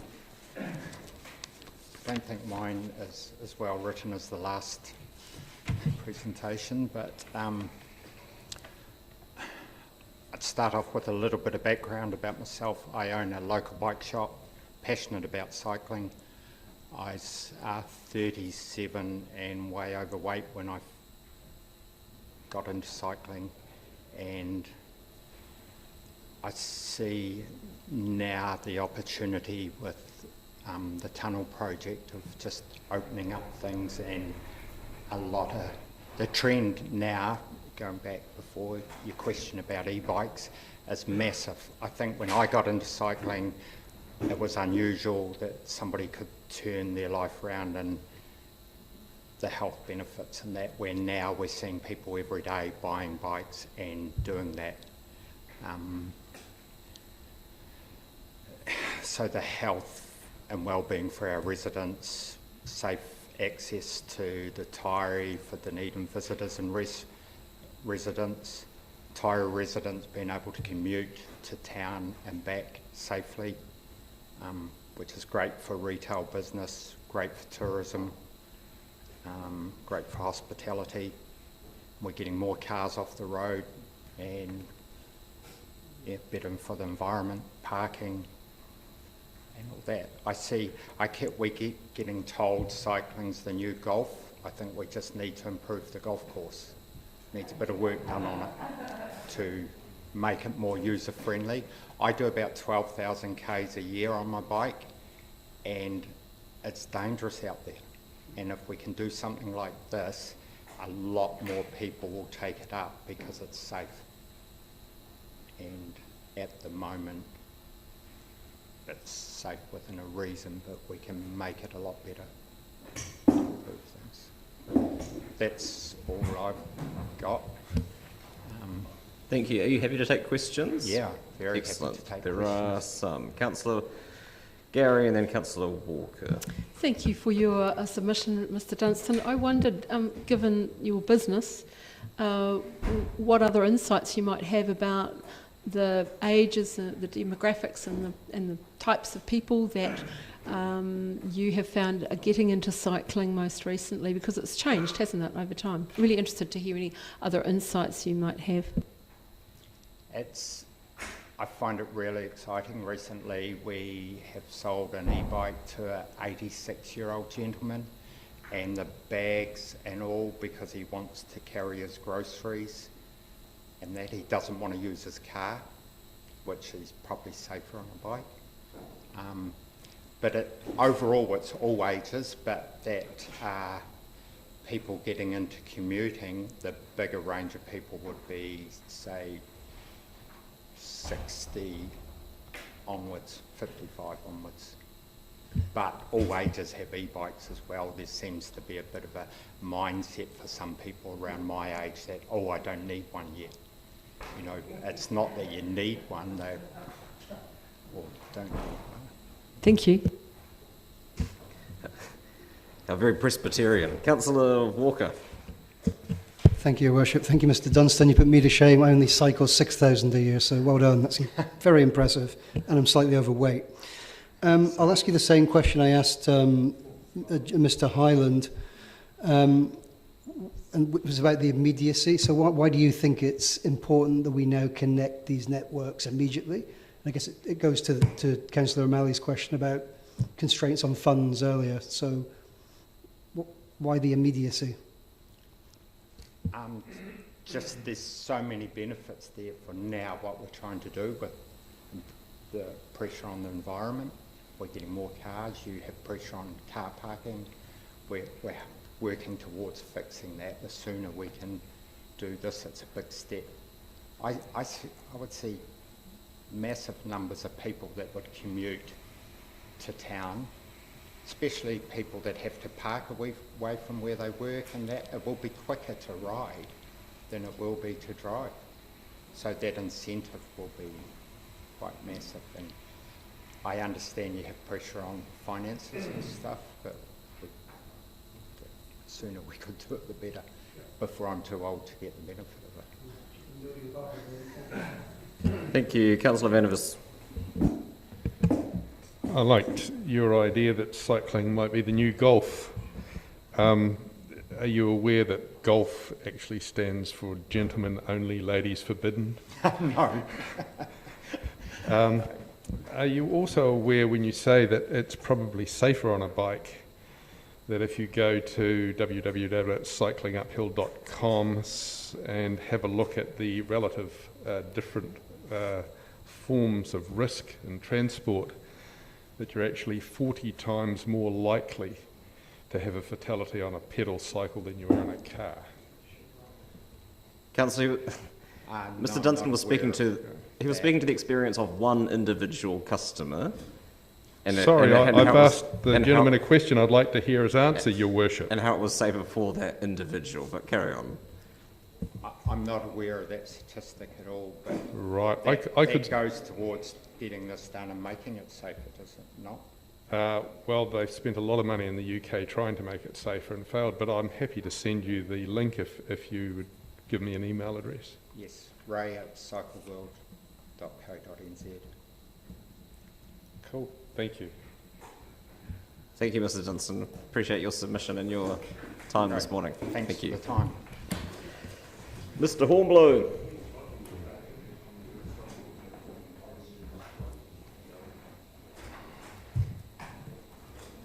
Welcome. Hey, thanks for having me. If you could turn your microphone on, that would be easier. That one? All good. Oh, you can hear me now? Yeah. Sweet, yeah, thanks for having me. Yeah, another one supporting cycleways in Dunedin. So yeah, I'm a master's student at the University of Otago in Ecology and Marine Science, but I also work for Bike School Dunedin as a coach and educator for school groups. And yeah, sort of coming more from the premise that if we're really serious in New Zealand and around the world about getting to our climate goals. Yeah, we have to really start now and act now with getting more people out of cars and on their bikes moving around our city.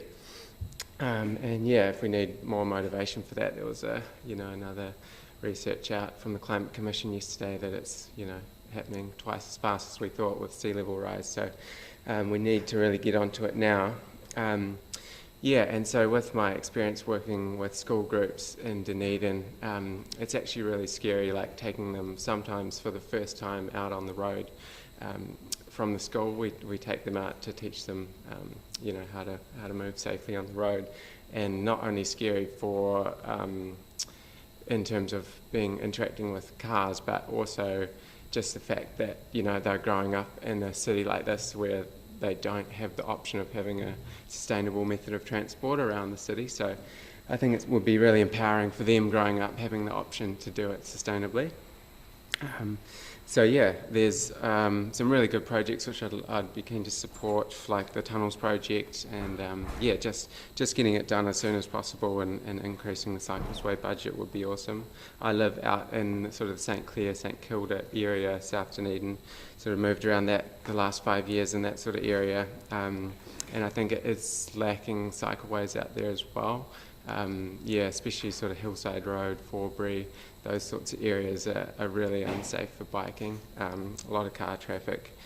And I think I initially sort of wrote in my submission that I thought it would be a good idea to continue the good work that you're doing on George Street, making it more pedestrian friendly, to keep that going down Princess Street and out into South Dunedin along King Edward there. And yeah, we just really need to incentivise biking as much as possible, and things like making it covered would get people biking more in winter as well. And I know I'm talking a bit more than an annual plan sort of stuff, but I think that it's all along the same lines there. And yeah, I think role as councillors is you sort of predicting the future a little bit, and as we know that the fuel tax is going to go back on and it's going to work its way up, and we're sort of got to be ahead of the game and try to put in these cycleways before, not only for the people who want to do the right thing and cycle, but for the people in the future where it's going to be their only option. They're going to have to cycle and walk into town. Yeah, so, thanks for your time, and I'll be happy to take any questions. Thank you. Councillor Walker. Thank you once again, and thank you, Blake. It's good to see somebody who's below the age of 26. Gosh. Refreshing. And so my question is about, you talked about us looking to the future, and it's about age, actually. So 20 years ago, when I started cycling here, there was literally nobody, and now, of course, it's so different. Do you see that trend continuing? Sorry, do you mean that? Well, the fact that there was literally nobody cycling the city 20 years ago, now when I cycle in every day, it's packed. Do you see that continuing? Definitely, yeah. And not... The main reason I see going into the future is for that climate reason. Like, fuel is going to be so expensive, and in my generation, we're seeing the impacts of climate change and trying to do things that we can, even though it's a global issue. Got to act locally, and so, of course, cycling is going to be the main way of moving around. Cool, thank you. And the second question is, there's members around this table who are advocating for more parking spaces and parking buildings. Do you not think that they should be the biggest supporters of getting people onto bikes? Yeah, definitely. Yeah, I mean, it's a win-win for everyone, isn't it? Yeah, if you have more cyclists, there's going to be less people on the roads, and easier for our business owners and stuff who need the roads to make a living can use them for what they need to be used for. Yeah. Thank you, Councillor Benson Pope. Thank you, Your Worship. You talked about the schools out south. Yeah. And back in the day, both Kings and Queens in particular, it was the norm pretty much for students to bike to school. You only had to see the size of the bike sheds to realise that they were popular things, irrespective of what else happened in them and behind them. Has that trend reversed because those facilities have been pretty much empty for a long time? And have you got any information you can give us about what you're seeing happening at schools generally? Yeah, I don't have a huge time frame, but over the last few years, just sort of chatting to kids and stuff like that, I think it's a lot to do with the parents thinking it's unsafe for them to bike to school. So when you ask them, you know, do you guys bike to school, it's maybe like 3 or 4 or 5 in a classroom that'll be biking to school, and that's those really advanced kids that probably go out with dad in the weekend and those sorts of things, sort of, yeah, more privileged kids with better bikes and stuff. And so, yeah, I think that, yeah, it's partly to do with the road safety, yeah, as well. Okay. As, yeah. Thank you. Councillor O'Malley. Thank you, Bishop. Thank you, Blake. You're 26, right? So you would have been about 19 when the last time the council had a go at putting cycleways in South Dunedin. And it didn't really go that well at the time. Do you think it's time to go back and revisit it? Yeah. It always seems like the cycleways, I mean, especially here in Dunedin, are an afterthought, and like I always feel when I'm biking into town or trying to get to university or something, I'm being burdened with like having to go the long way around, if you know what I mean. And it's like, I just want to get there the same as everyone else. Like, you know, I don't want to have to be biking away around the industrial area or anything like that. And, you know, we've just got to incentivise bikes and, yeah, and decentivise people driving, really. Yeah. It's just, yeah. Cool, yeah. Thanks. Councillor Vanders. You said as one of the major reasons that you think we should get into more cycling is that fuel is going to be so expensive. Are you aware that fuel as a commodity has been one of the most stable commodities over the last 100 years, except for the First World War? Yeah, I think you'd probably want to look at the more recent data because it's been changing a lot recently. Looking at the more recent data, are you aware that peak oil was predicted for at least 10 years ago, and that we had people more than 10 years ago here in this room saying that fuel wasn't just going to become more expensive, it was going to become completely unaffordable, and then it went down to 80 cents a litre for diesel, for instance? Yeah, I guess it's I don't know, I wouldn't want to argue the fuel prices because regardless, fuel is something that's a privilege for you or I to buy, to use. There's a lot of people who actually just can't afford it in the first place, so it doesn't matter whether it's $2 or $2.50. It's actually the fact that it is expensive, and people going forward into the future and more are not going to be able to afford it.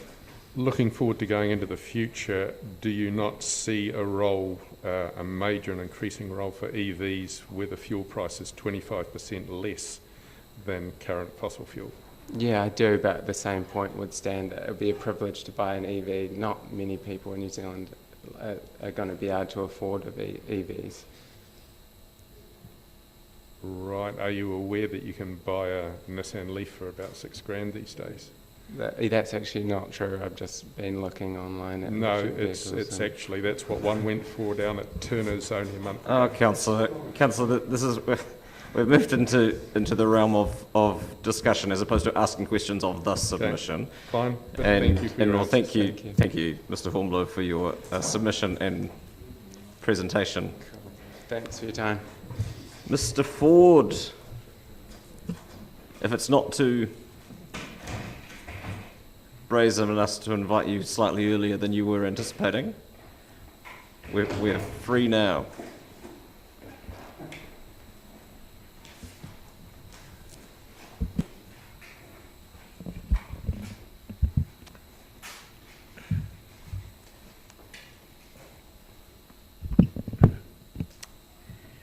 Kia ora tātou, Mayor and Councillors.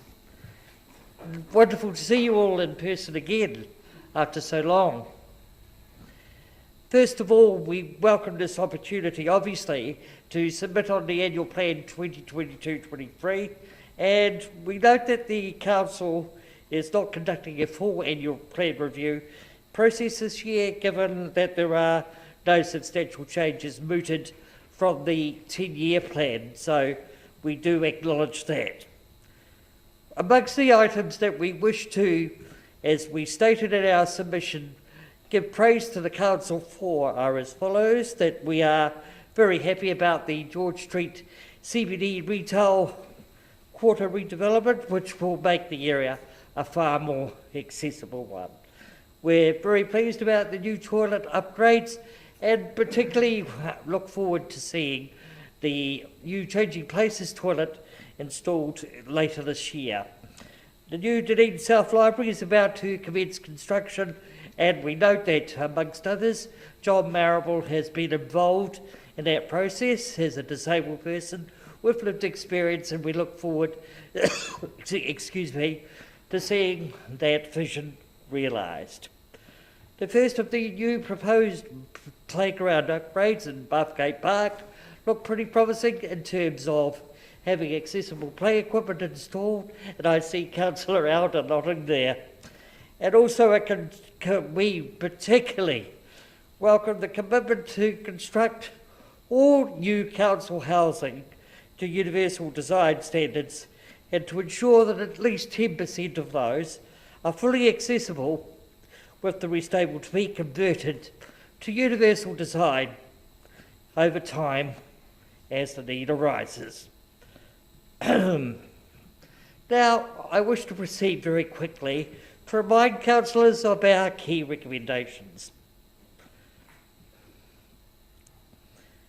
Firstly, that DPA recommends that the DCC, working in collaboration with the ORC, the Regional Council, engages with the disability community through disabled persons organisations, which include Disabled Persons Assembly, on developing a disability community climate response plan, which will be incorporated into existing climate change plans and strategies as similar to those developed by the Bristol City Council in the UK, which I referred to in our submission.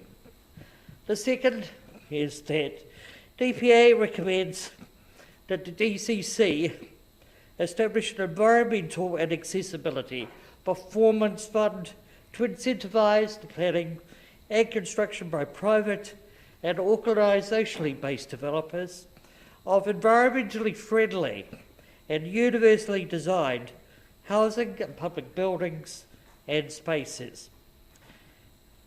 Recommendation 3 from us is that we recommend that the DCC, in undertaking the planning and construction of any destination playgrounds, build into universal design standards and ensure the installation of accessible, inclusive play equipment, and that this be budgeted for. And our last recommendation is that DPA recommends that the DCC, in terms of its public transport responsibilities, ensures that all proposed roadworks on the road that includes a bus stop be reviewed before that work commences. If necessary, bus stops should be redesigned and pass through the Traffic and Parking Bylaw Committee approval process, thereby permitting the Council to both save money and improve bus stop accessibility at the same time. You've got about 30 seconds, Chris. So that's me. Thank you. Very, very responsive in it. I apologise if I'm not looking directly at you. Your headlights are staring me in the face currently. Councillor Raddick. We've had a previous submitter talk about bus stops and the lack of entry taper to bus stops, and to me that would put the buses further away from the curb, thus making it more difficult for disabled persons to enter or get on board the buses.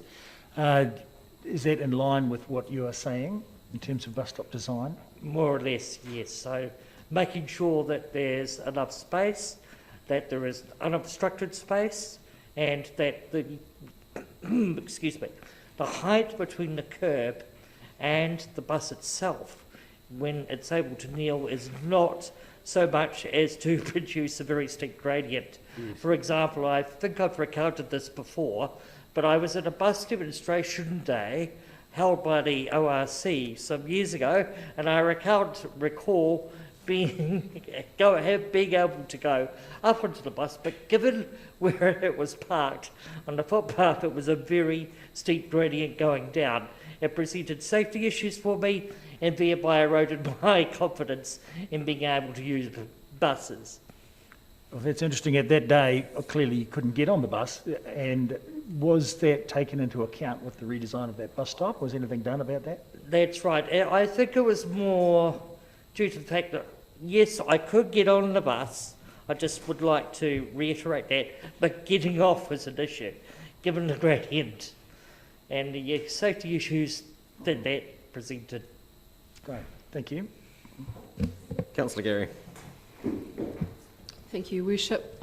Hello, Mr Ford, and thank you for your very clear presentation. That first recommendation, I'm assuming, has taken on more urgency given the announcements around sea level rise and the rate at which it's happening.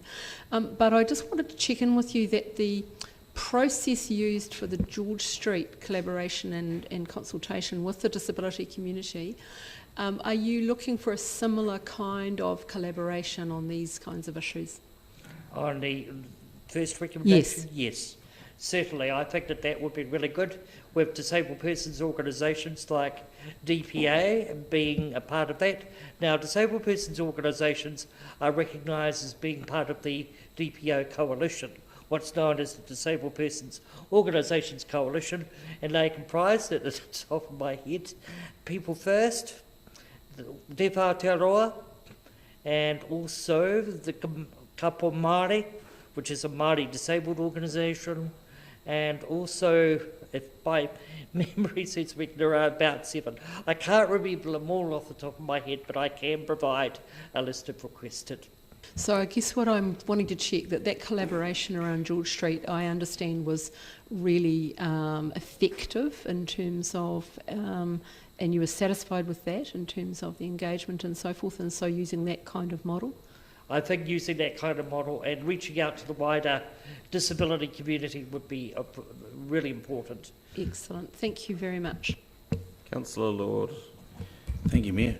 Chris, look, you've been coming here for a number of years now and advocating well for your community. What I want to know, has the work you've been doing, are you seeing some gains? I know a few years ago we took and seen some of the issues with wheelchairs getting on and off the roads to the footpath and the gradients weren't right and things were pretty terrible.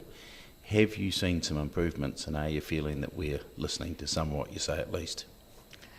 Yes, I do think, as I've outlined in the submission, as I was stating in my statement before, we've seen progress made around universal design for housing and accessibility as well. Disability access and inclusion is always a work in progress.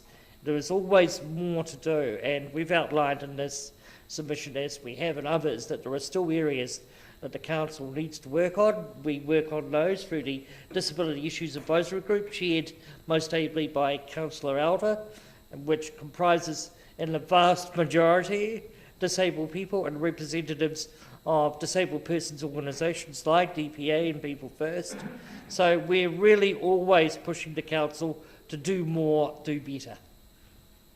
And those specific issues that have been highlighted, like the lady a few years ago that was having trouble getting a wheelchair to actually come up at Cargill's Corner and that, those things are being addressed? Those things are being addressed, but slowly but surely. But there's always, as I say, work still to be done, Councillor Hall. Yep, you're not allowed to retire yet then? No. Thank you. And finally, Councillor Elder. Thanks for your submission and thanks for your feedback on things we are doing a lot better. I just wanted to talk about universal design. Did you also want to ask a question? Yes, I do. Okay.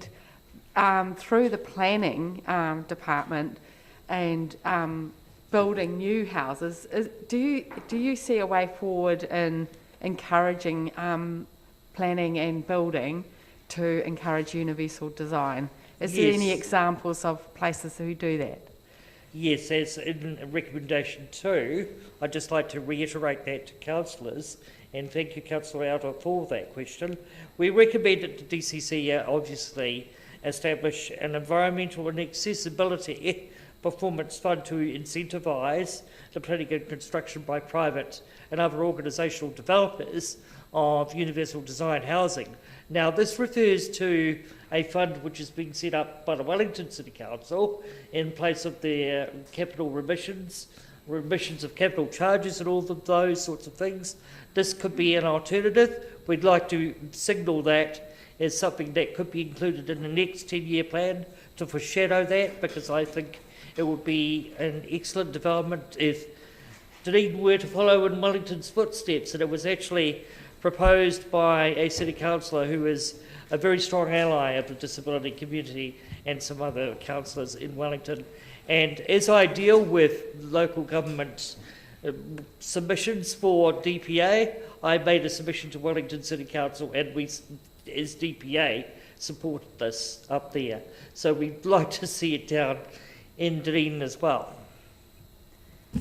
Thank you. Thank you, Mr. Ford, for your submission and for your presentation today, and for your very visible headlights on your mobility device. I appreciate your efforts. Councillors, we've got nothing scheduled until 12 o'clock.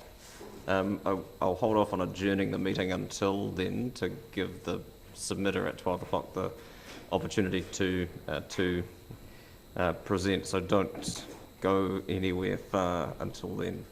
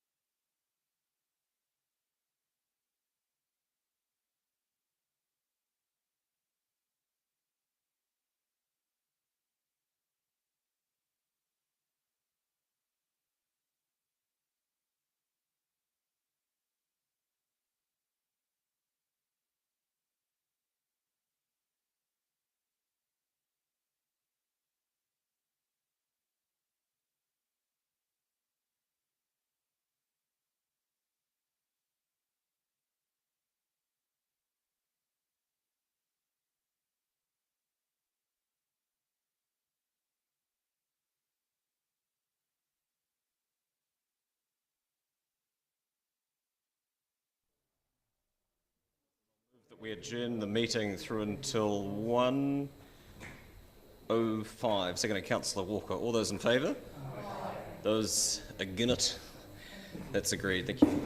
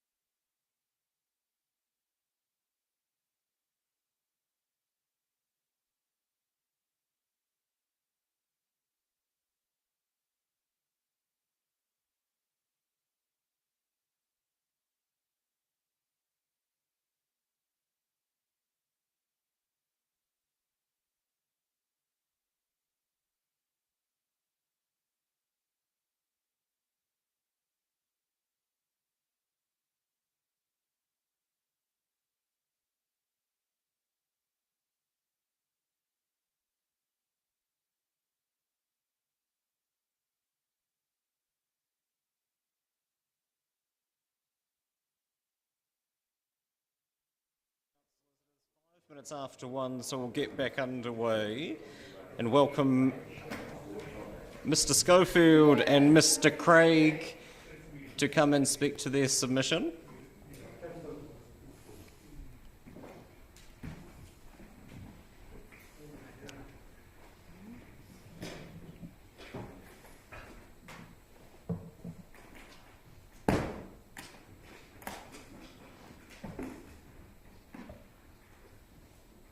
Kia ora, kōrua. Welcome to you both. The next 5 minutes are all yours.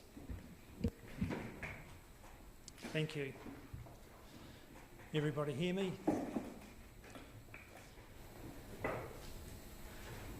Good afternoon, members of council. Both Grant and I represent the Otago Excursion Train Trust, and along with its members, it has had a long association with rail operations in Otago. The early volunteer members worked tirelessly to restore rolling stock and to save some of the more historic wooden carriages for later use.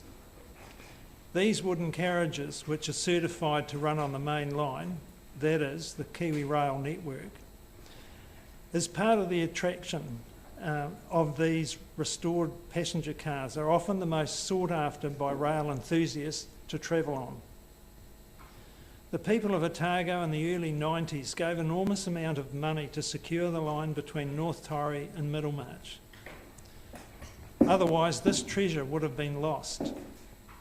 This visionary approach has resulted in countless trips for both residents and international visitors.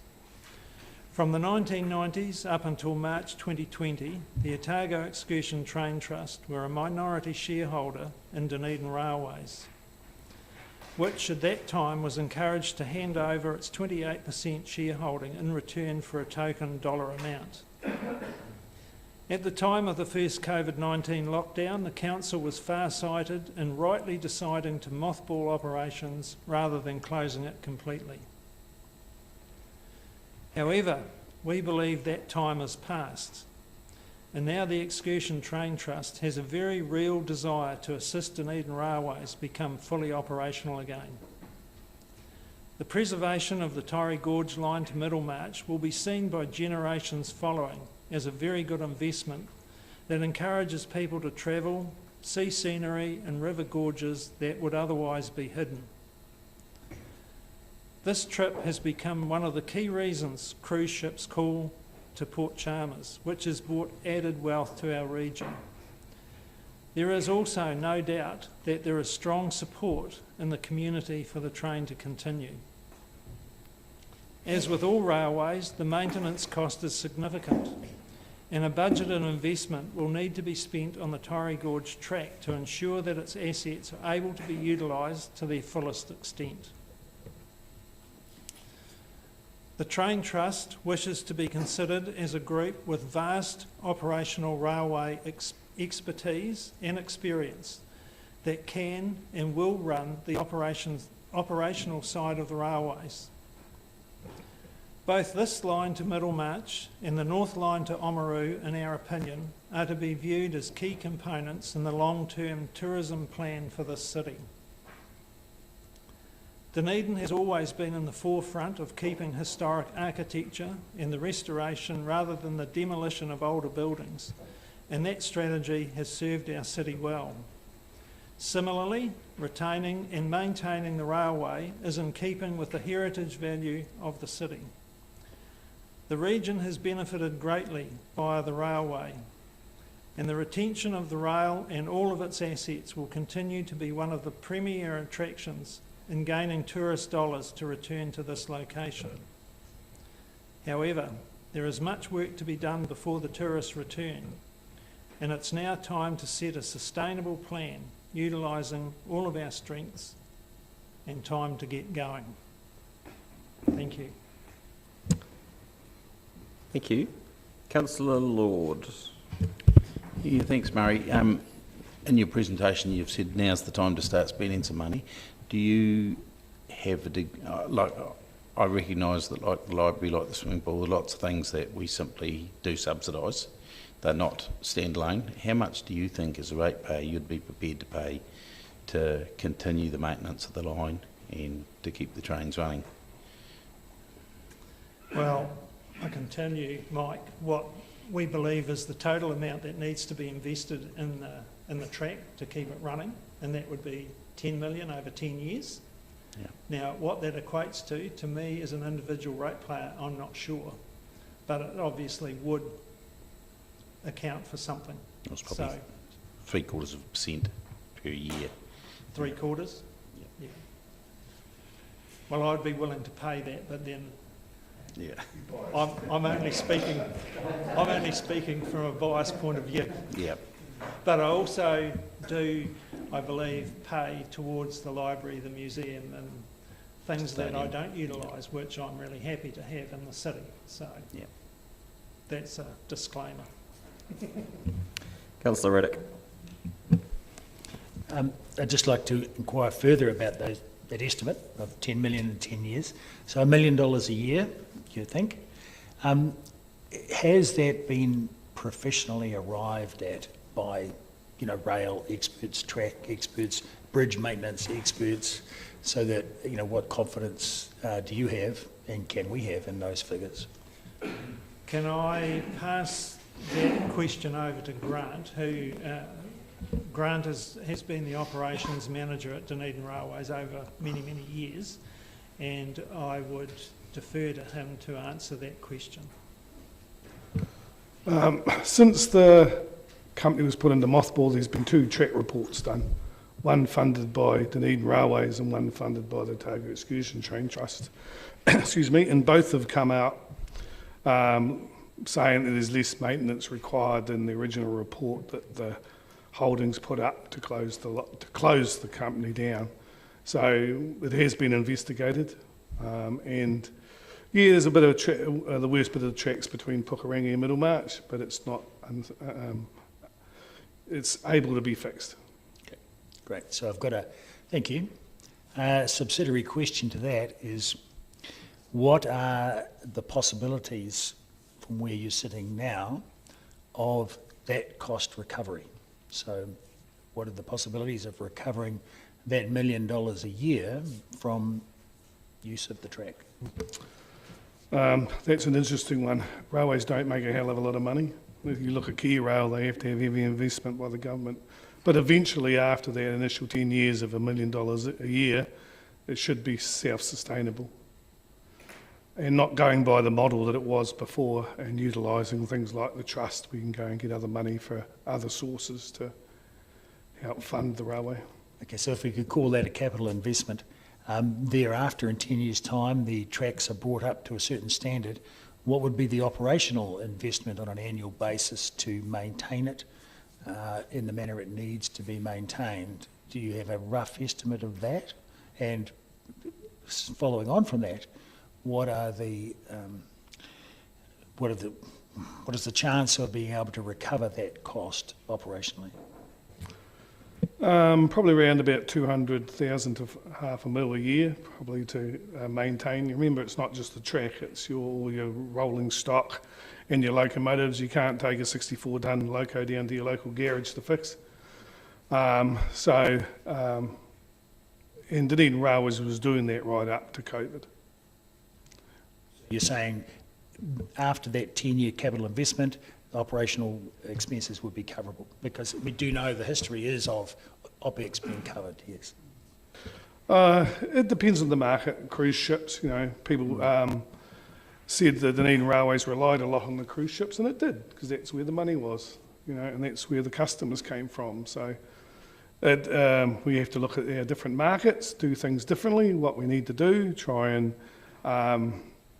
get that market into Queenstown and in out of Queenstown, the rail trail, and hopefully the cruise ships come back to help as well. Well, at the risk of monopolising questions, there is a general feeling amongst population of Dunedin that the percentage of cruise ship sales, or sales by cruise ships to customers, not that great not a sufficient percentage of that was returned to Dunedin Railways. What are the chances of increasing our percentage return from those ticket sales? Dunedin Railways was very much dictated to by the cruise ship companies. We had to run extra trains for the public because the cruise ship companies wouldn't allow us to put general public on the trains. So we have a different model, or the OETT has looked at a different model of how to cater for cruise ships that doesn't cost us extra money. Thank you, gentlemen, for your submission and for your presentation. Appreciate it. Oh, there are a number of people who also have questions, but we are out of time for questions of this submitter. Mr. Why are we out of time, Your Worship? Is there a limit on time for questions? Yeah, as I said at the beginning of the meeting, we'd take 5 minutes for presentations and 5 minutes for questions of submitters.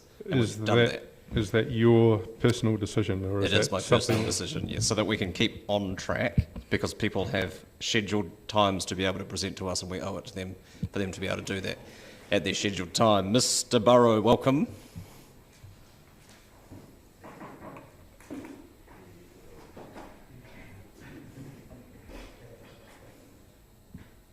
Kia ora, councillors.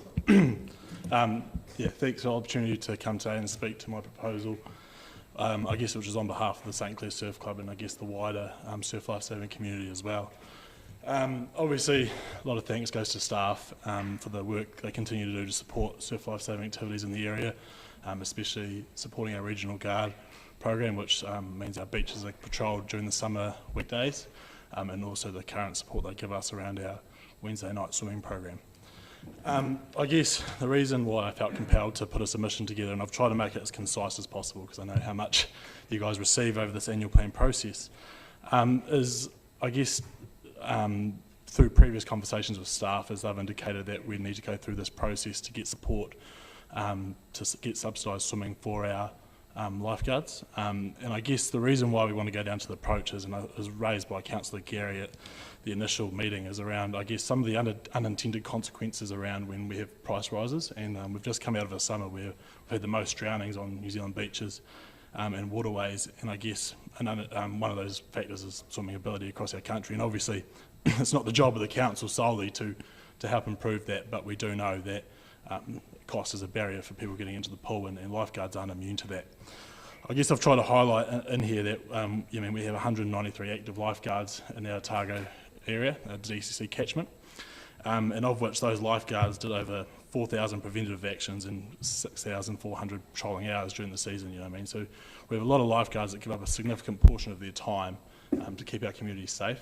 We respond 24/7, and we're only reminded about that in the weekend where our lifeguards were called out at 9:30 at night on Saturday to a person suspected drowning in the harbour, as I was saying the weekend before. So we're a really committed bunch of people. Everyone here is still volunteer based. Our clubs don't have paid staff.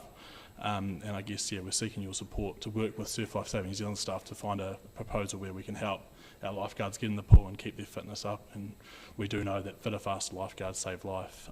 I've just tried to note there that I understand that obviously you guys get a lot of requests and you can't accommodate everyone. And if you start going down the path of giving one organisation a discount, next thing you know there'll be 5 other lining up trying to get the same thing. But I really think that, we've got beautiful beaches.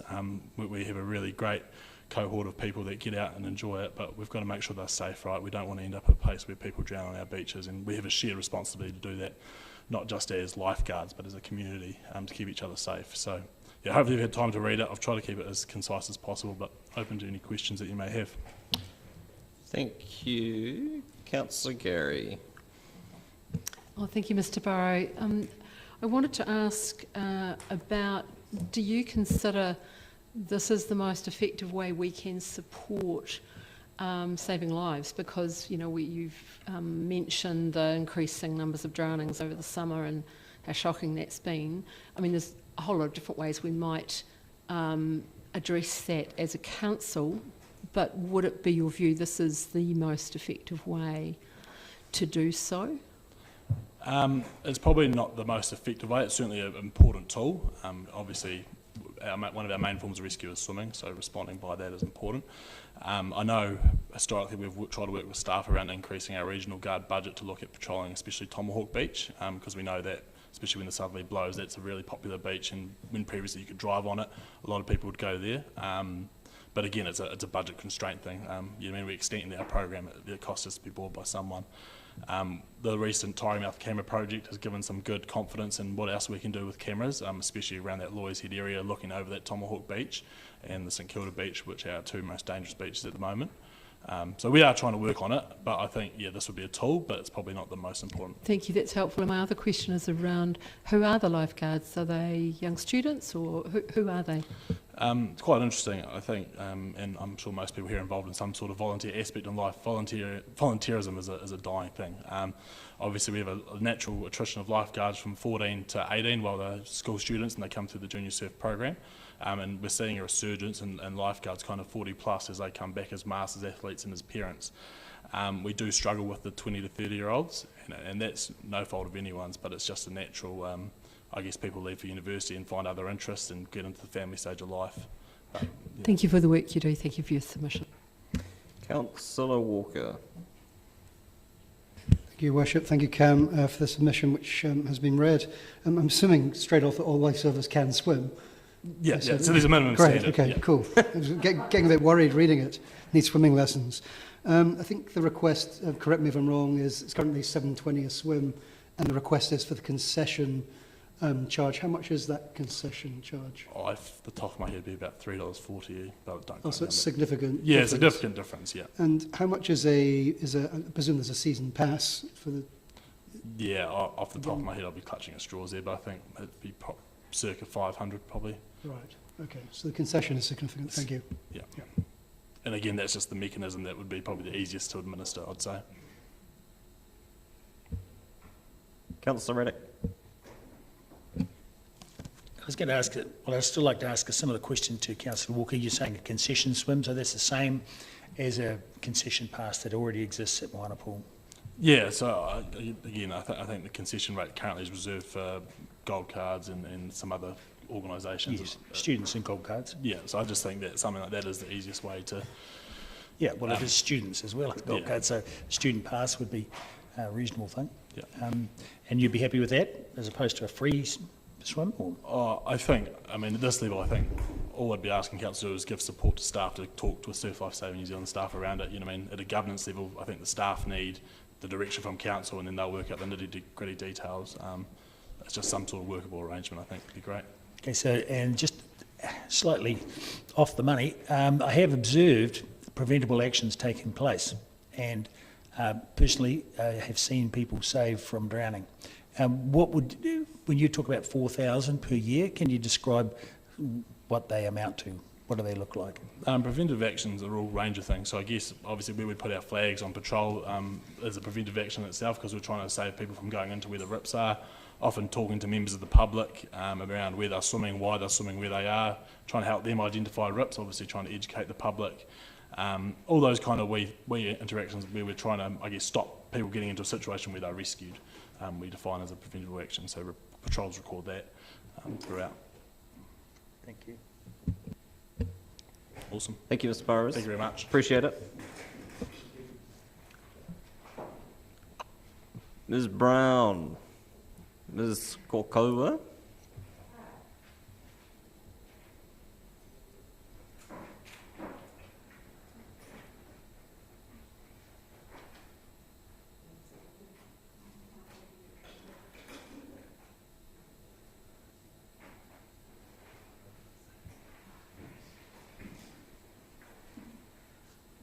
Or not, as the case may be. My apologies. Or not, as the case may be. So Okay. Can you hear me? Yeah, we can hear you fine. And my list, this has the two of you presenting your submissions together. Yes. From Portobello Inc. and from the PBO Community Group. Is that correct? Yes, yes. So, Excellent. kia ora na koutou katoa. My name is Stacey Kokoua, and I am the president of Portobello Inc. So we're here on behalf of Portobello Inc. Kitty Brown was the one who made the submission, and Michael's the secretary here. So if you're not familiar with Portobello Inc., it's a community organisation based in Portobello. Do you mind if I take my mask off? Is that okay? And we're primarily concerned with projects in and around Portobello. So in the past, Portobello Inc. has done projects like the playground in Latham Park and the work on the wharf, the jetty, yeah. So all three of us are new members of Portobello Inc. And we're just wanting to talk today about our major project, which is the pump track that we're proposing for Portobello Domain. So Kitty works a lot with the subcommittee in Portobello Inc. that is really focused on that project, hence the two submissions. The other submission that I made was pertaining to the road and the peninsula connection. I'm sure you've heard a bit about that or read some other submissions. So I'll just briefly allude to that, and from the perspective of the members of Portobello Inc., our main concern is the safety of pedestrians. The current proposal for the road in Portobello is not adequately addressing the safety of pedestrians, in particular young children.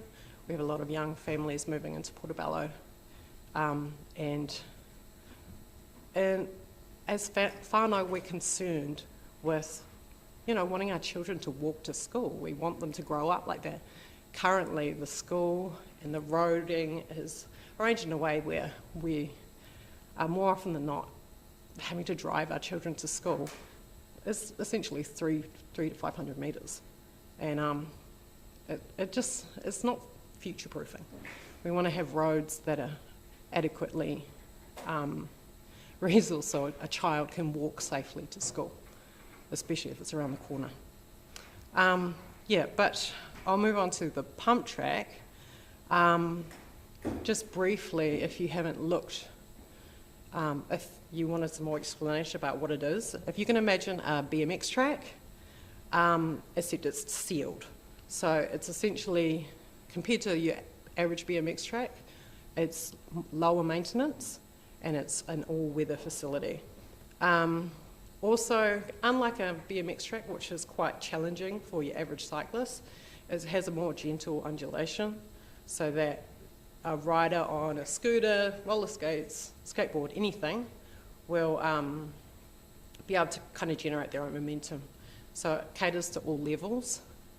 I know that there's other ideas for pump tracks coming up around Dunedin as part of the Play Spaces plan. The way the Portobello project would compare is that we're looking at building a world-class facility. We're at about 300k. This will be very low maintenance, and it will be, something that you'll probably want to go to Portobello. Kids will want to go to Portobello and use it. The reason why we're wanting to do this is because we are all parents of young children, and we want our children outside being active. Like an interesting stat pertaining to that is that since 2008, ACC has noticed a 60% rise in sports injuries for the 10 to 14 age group. And that's kind of our target age group. We want our children to not be specialising in club sports. We want them to be out playing a lot of different games, doing a variety of activities. You've got 30 seconds. Sorry. So, of the main concern for us and what we want support with is the MOU that we're wanting to establish with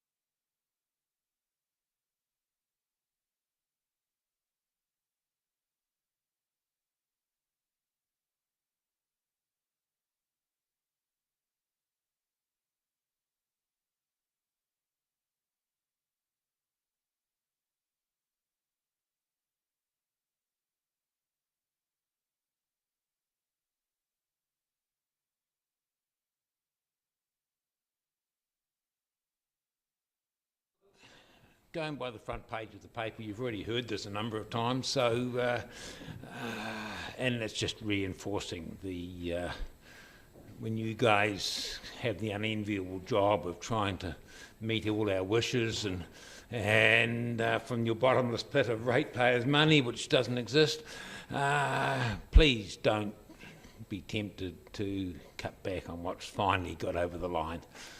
I'm just recently agreed to take on being chair of what we'll call the Taieri Trails group, where we will be looking to connect with the Clutha Gold Trail, which will be finishing in Waihola shortly, and have a safe off-road track right across out to Outram to the airport and eventually into Mosgiel. So we're very keen as a group to ensure that we can have that network completed. And you've heard this before, but you know, e-bikes have changed the world in terms of recreational cycling and people commuting. And we don't want Dunedin to miss out on all those people that want to do that. And when I used to be commuting back and forward to the States every month, just about invariably when talking to Americans getting on the plane or off the plane or whatever, the number of them coming here to cycle around our trails it's just growing and growing. And obviously it's got a hiatus lately, but they'll come back. So it's not only our locals, but it's need to encourage all those tourists that are heading to Central Otago to do the loop that includes coming here. So that's all I want to say. You've heard it before. Thank you, Mr. Brown. We appreciate the clarity. Questions? Councillor Elder. One thing that you did bring up, which is a concern to me also, is about safety, and I just wanted you to unpack a bit about the safety of those, the trail to Waihola and into Dunedin. Right, so into Dunedin, like I occasionally have ridden from Mosgiel, where I live, into Dunedin, but not often. It's not so much the hill. The hill's a bit of a problem, but you know, e-bikes sort of take care of that. But it's just nowhere safe to do it. You can't come up over 3 Mile Hill. When you come in up Quarry Road and down through Fairfield, it's the traffic.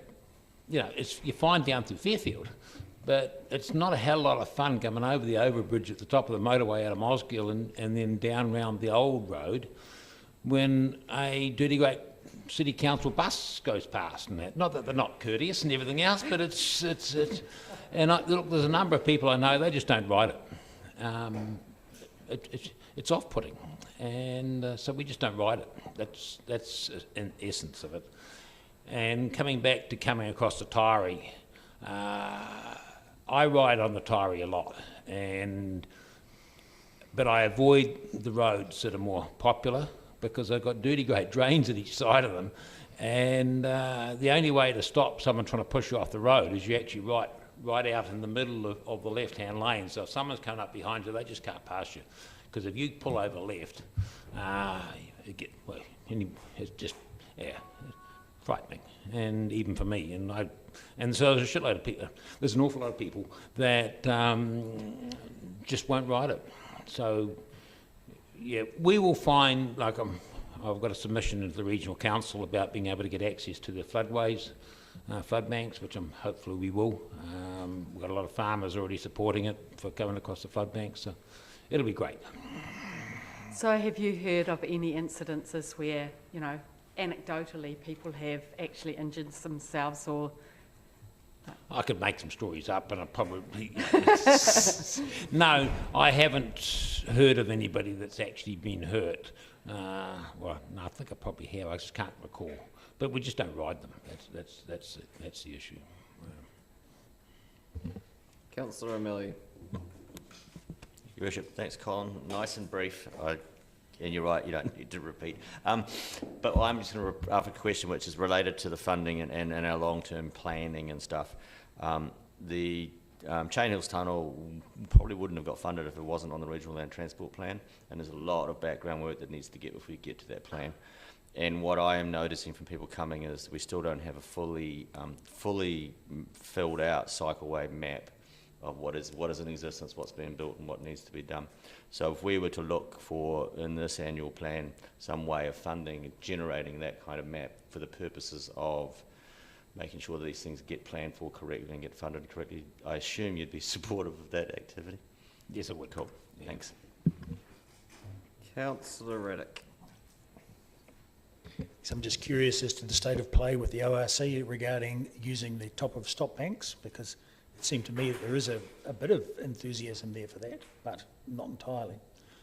Yes, and look, we're in early days on that, and obviously, ultimately, as it is with the city, it's the engineers have a big influence on that, but the information, feedback we've had, not to me, but to some others on our group, is that the key will be to making sure that if they do get overtopped, they don't get scoured, and that's just a design issue, which is fairly obvious, and there's several ways around that, and it will depend. And then there are some areas where they probably will not want people to go for reasons around pump sheds are in the road and things like that. But we've had information that, generally speaking, the councillors are supportive and the engineers don't see any problem, but we're yet to test that. And as you know, there's an awful lot to go between anecdotal support and making it happen. But certainly their annual plan is up for submissions at the moment, which includes reviewing the flood banks as part of that.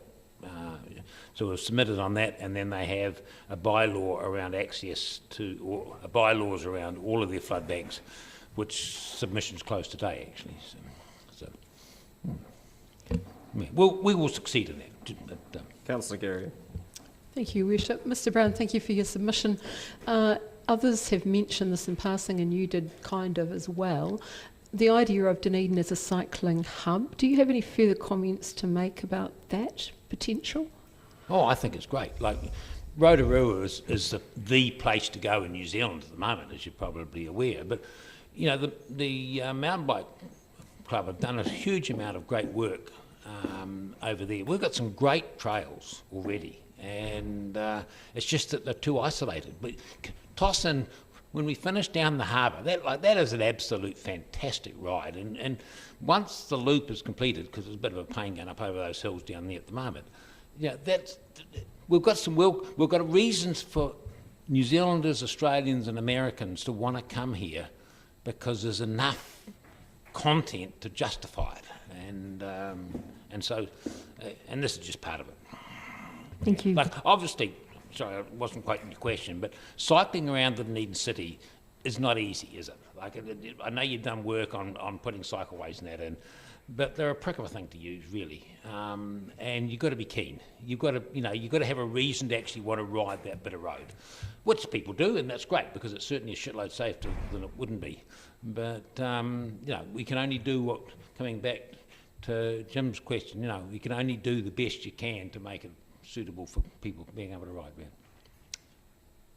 Thank you as always for your candour, Mr Brown. Appreciate the submission and your time this afternoon. Thank you.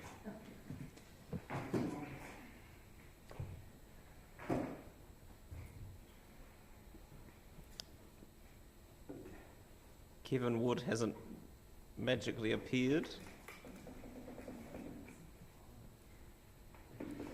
No.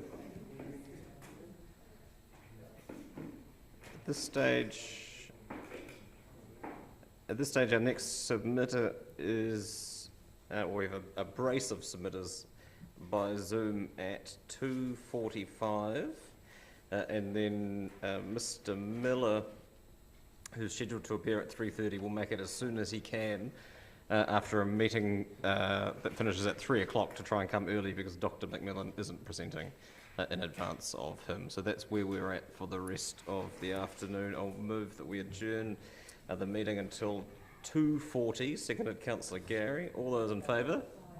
Those against? That's agreed. Thank you.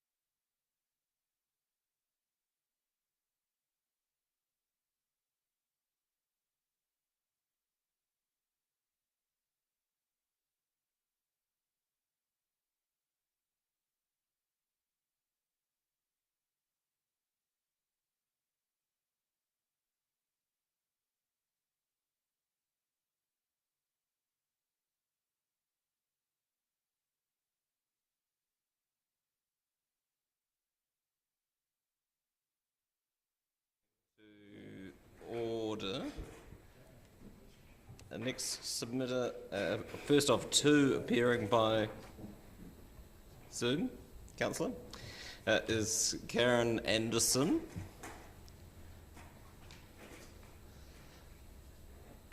Who has a slideshow for us, it would appear. Kia ora, Karen.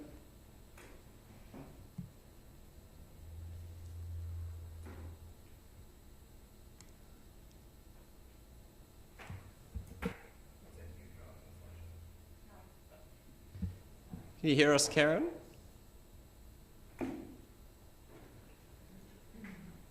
We can see the outline of your presentation on our screen. It would appear you're not muted.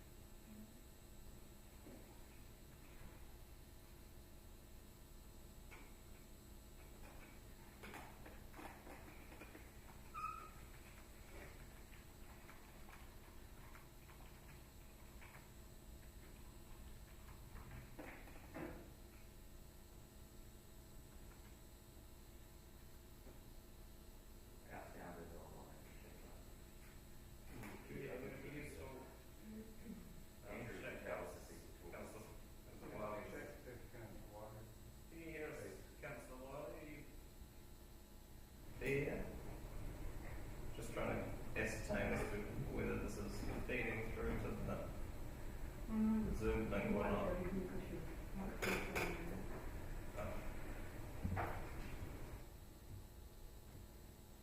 Can you hear us, Councillor Wiley? Well, he's not on camera, doesn't mean he's not there.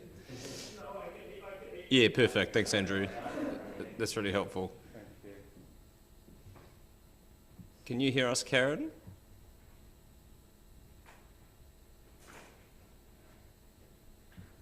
No, so the issue doesn't appear to be at our end.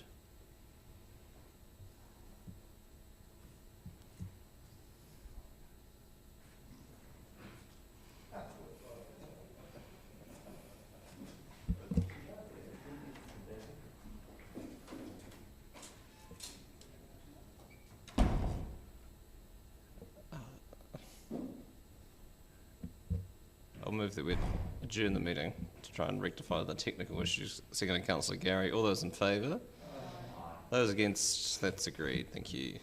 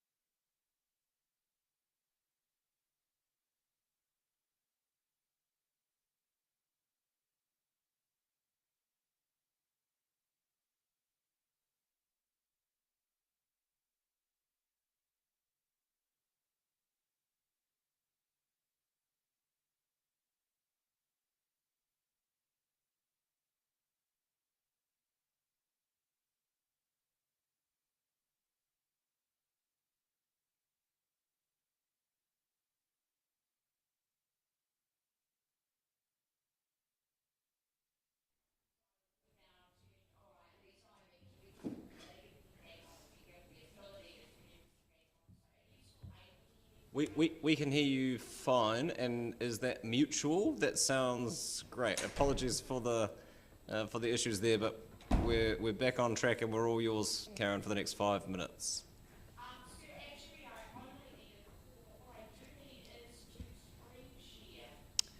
Which you had done. We could see the outline of your presentation before, so whatever you did that time worked.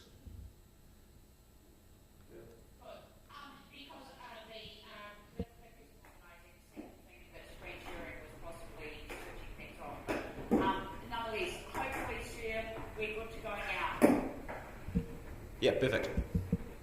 Okay, so should we so thank you very much for your patience with technical things. 4 minutes and 4 points. And the question was how did you do? Or how are you doing? So how did you do last year? Another ASA point for Fox Advertising. 3 of 7 ombudsman investigations have now commenced. You, as I identified, installing metal poles in dog parks and cooling the lights, although they don't provide much illumination or any. Last year's fees, minimum $15 for company purchases, that's over-the-counter sales, but that really locks out low-income families. The completely invented swap fee, multiple fees that were not disclosed to the point that the fee schedule has really become quite farcical. This year, the pound contract expires, and this is all we know.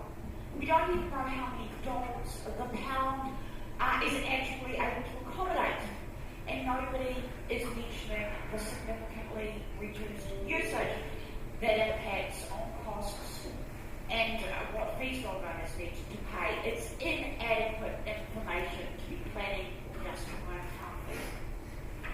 And as you would be expecting, the owner pays $9 for the forced prepaid poo bags, $2.64 for the bags, $6.26 for the hand over.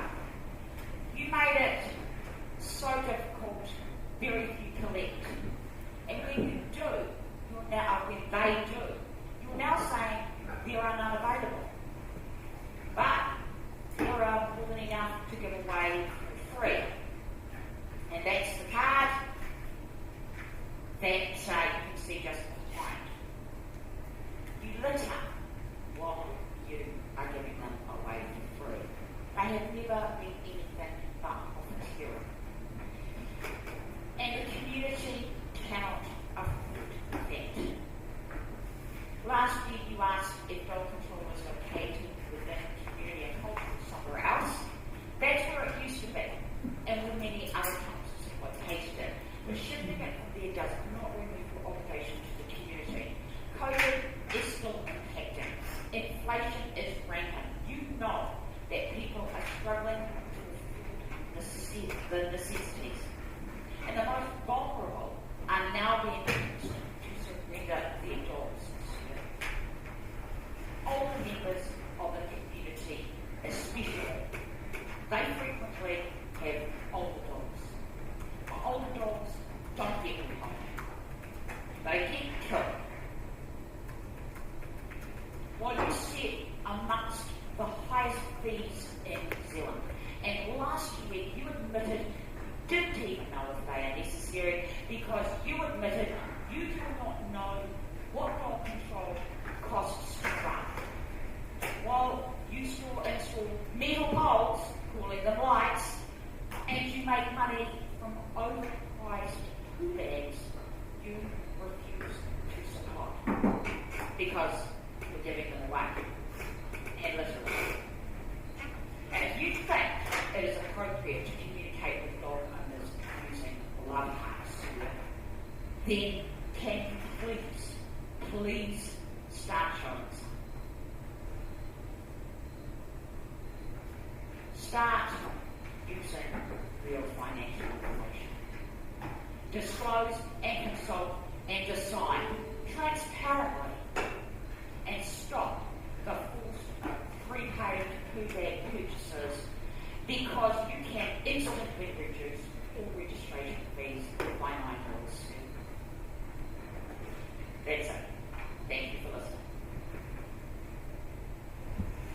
Thank you, Karen. And you've answered my question on the bottom of that slide about being available for questions about substantive issues. And there appear to be none at this point. Very clear, thank you. Thank you very much, sir. Do we have Ms. O'Brien in the waiting room?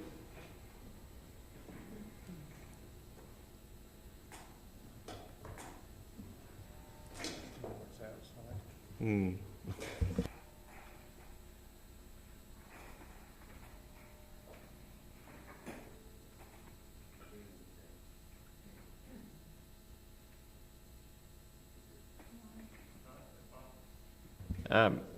Mr. Miller's hovering outside. He can come and hover inside, or we can catch his breath.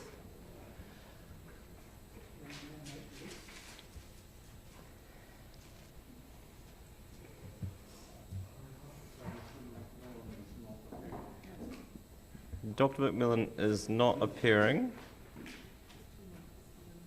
Potentially tomorrow. Welcome, Mr. Miller. Thank you for accommodating our evolving meeting schedule.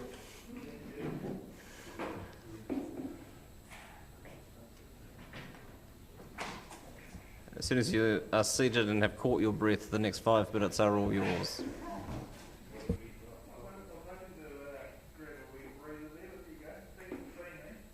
You're more than welcome. If you could turn your microphone on, Reese, that would be helpful. Cool. Right. So thanks for seeing me. I've just shared a map which was in our submission. You'll see in the little red dots here, that's effectively predator-free Dunedin's trapping network as it stands today.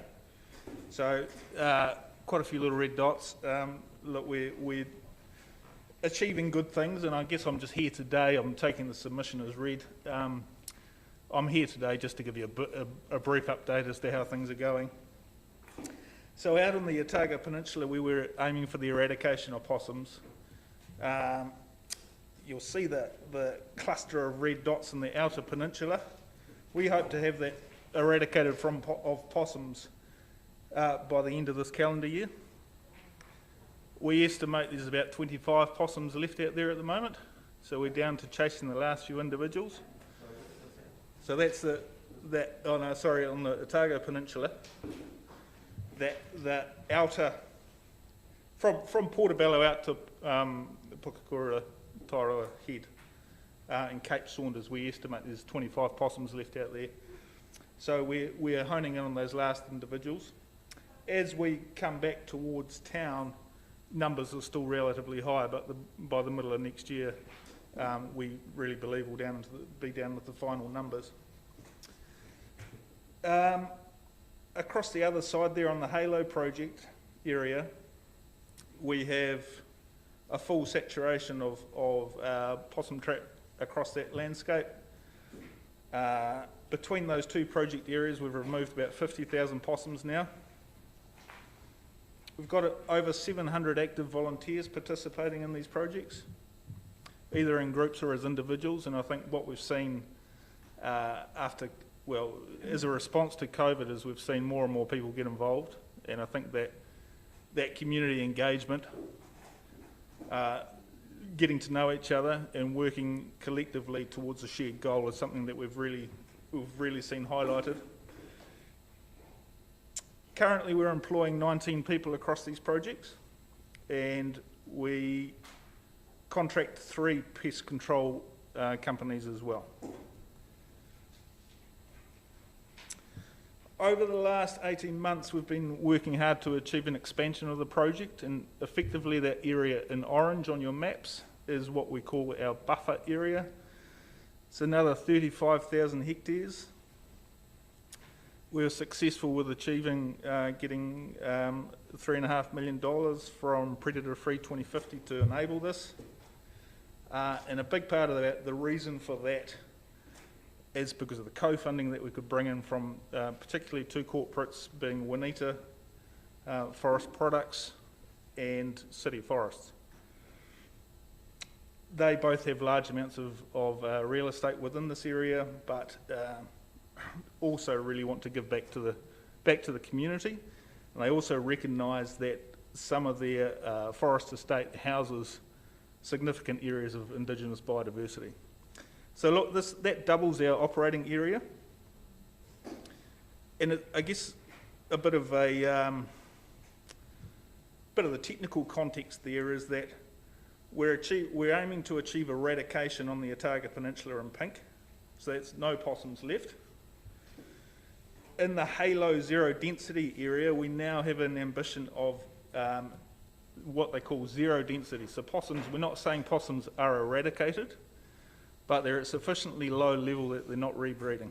Okay, so we'll have a few lonely possums out there searching for a mate, but at a level low enough that they're not repopulating. That big area in orange then becomes a big buffer zone. Okay, so we're managing to very low levels, but it's effectively to protect the area in orange and to protect the area in red. The city sanctuary area in green has also had an expansion under our new project. So they will have another 2 staff coming on board. And we'll expect to see those red dots cover that whole area in green within another 2 years. Okay, so that's a full link back through the city and really right through the guts of Dunedin City residential area. Within the area in orange, we've got Silver Peaks Conservation Area, which is in a coastal Otago, from a coastal Otago perspective, is the biggest area of conservation estate we have. And adjacent to that, of course, is Silver Stream, which is DCC water catchment. So we'll be looking to work closely with your operations team, with your water management team in the next couple of years to deliver operations across that, within that water catchment area. It is really important habitat for some of our rare and endangered species, a big population of South Island robin in there. You've got about 30 seconds, Mr. Miller. Thank you, sir. Just cats. We submitted on the small animals bylaw last year. We really would urge the DCC to take some leadership in the management of feral and stray cats. The bylaw that went through last year didn't address this, and I understand the background to that. But if that could be considered as a part of the forward strategy for the DCC, then certainly it would make a lot of sense from a predator management perspective, and would really look forward to working with the DCC on how that may occur. Certainly there's a lot of precedent from other councils around the country who have taken leadership in this space. Thank you. Thank you. Councillor Walker. Thank you, Worship. Thank you, Rhys, and thank you for this. Great to see Port Chalmers completely obliterated. I'm really glad the last 30 seconds you were brave enough actually and in your submission to raise the C word. Seems like the unmentionable, but do you have any idea of the numbers? I mean, how many, into the millions, certainly from forest and bird analysis, are taken each year in New Zealand? No, I wouldn't have an idea, sorry, Mr. Walker. Look, it's the number of feral cats and stray cats, and some of the pockets of the city are huge. Northeast Valley's rampant with them. Some of those peripheral areas, and I think it's really hard to get a handle on how many there are, but there are a lot, and they're having a major impact. We catch quite a few wild feral cats. Yeah. It's the peripheral ones around the city edges. Absolutely, and just to be clear, I think the forest and bird analysis was 1.8 million a year, and that's they say themselves a gross underestimation. Yeah. So in terms of you allude to the bylaw, so how do we show leadership in the absence of a cat control bylaw, and in the context of perhaps what ACT has done in Australia, ACT's territory recently in Australia? So, well, I guess there's the ability to encourage responsible ownership of cats. And there are quite a few people showing leadership in that space. We're seeing cat proofing of backyards, for example. More and more people are doing that. But the likes of the Whanganui District Council, Palmerston North, Selwyn and Wellington have all managed to enact their own bylaws and controls. So I think there's precedent set there, so it would be a case of carefully working through those policies. Sorry, yeah, thank you. Final question is, and I said C word purposely because it really is an unmentionable, which is really sad. So the question is, in the heart of your submission here, you mentioned and alluded to the fact that you think public perceptions have changed. Can you just expand on that a wee bit? Oh, look, I think, you know, we'll have to take our hat off to Mr Morgan on this one, and I think he really got the discussion going, and I think in the last 2 or 3 years there has been an opening of people's eyes around the damage that cats do, but also as cat owners, people acknowledge that they have a significant impact on biodiversity. Certainly the voluntary programs that we've been running with the likes of the Otago Polytech and others to do voluntary microchipping have been really well received, and people who come in and have their cats chipped acknowledge that their cat will be having damage and they'd like to take greater control and responsibility of it. And we're often seeing people saying, okay, this is my last cat. I've really enjoyed it, but as a responsible human, I need to make a stand, and this will be my last cat. So I think that friction and that combative space is certainly diminishing quite rapidly. And with our work with the likes of the Polytech, we're seeing even cat rescue, who are big supporters of taking cats off the streets, even if they are feral and stray, are also supportive of greater action around cat management. Yeah. Councillor Lord. Thank you, Mayor. Look, Reece, I'm just wondering, what's the plan long term for these areas? And I just think I was the city rep for the Animal Health Board back in the 1990s to the early 2000s, and we did an amazing job getting possum numbers down, and TB herds in Otago dropped from 300 to 3 and then to none. And yet I'm just amazed at the number of possums that are coming back now, and there's a new generation of farmers on the Taieri that don't consider killing them as a worthy effort. I see them in the forestry, I see them all over the place. Yeah. What's going to stop all this work needing to be done 25 years from now by someone else? It's a very good point, and I think a part of what Predator-Free Dunedin is about is providing that succession to the Osprey program, because as you've rightly said, their objective is to leave town, get rid of TB, and they're gone, and they're doing a very good job of doing that. So I think there's a couple of components. There's having the community buy into the mission so that they own it, so they're providing the succession, and there's the tools and technology. So a lot of the work we're doing now is with self-resetting traps that require very little labour input, so a check every 3 months. If we get that sort of technology working well, then we can roll out these operations at large scale and maintain populations really low. But taking the community on the ride, both rural and urban, is critical for ensuring sustainability of it. Yeah, I can't phrase it into a question, but another observation I would make is that the modern 1080 uses are not as effective as the old, trying to do wider strips and lower rates. They're not getting the kill rates either. So, did you know that? There's a lot of work going into 1080 applications. Certainly some of the new applicants of that tool have come up with new formulations that are far less intense with the toxin application rate and far less volume applied, but with better outcomes. And a lot of that comes back to the pre-feeding. So you pre-feed the animals 2 or 3 times with non-toxic cereal bait. So it's about being more effective with that tool and shifting away from the need to use it concurrently and just at one hit. And then having those tools like the automated traps that we're talking about in place, operating, so that there is no lag between your operations. So not allowing for those big, that rising population, which is what we've historically had. Ospreys come in, done a weave, and then left, and there's been no one behind it. So I guess what we're providing is that succession plan. And finally, Councillor O'Malley. Thank you, Worship. Thanks, Reece, for this. Quite exciting work, really. Getting back to the cats, you're really going around your point 10 of those 4 points is really what you're wanting the city to take leadership on. Yep. I assume. Microchipping and desexing would be the obvious, and then the limits per property. So, one question would be, my experience with microchips is they're actually not that expensive themselves, but by the time you put the vet's bill on, they become expensive. So, would you be looking at something along the lines of the city would probably maybe provide the service, or in such a way that effectively in areas where people don't have a lot of money, cost is not going to be the barrier. What you're asking for is compliance. I'm getting back to the old days of the dog dosing strip. Yeah. Right, where it was compulsory but free. Yep. Is that sort of... I mean, I think it's a good comparison with dog ownership and dog management, and that there is no requirements of cat owners now, and we need to, personal view is they need to come more in line with dog ownership requirements.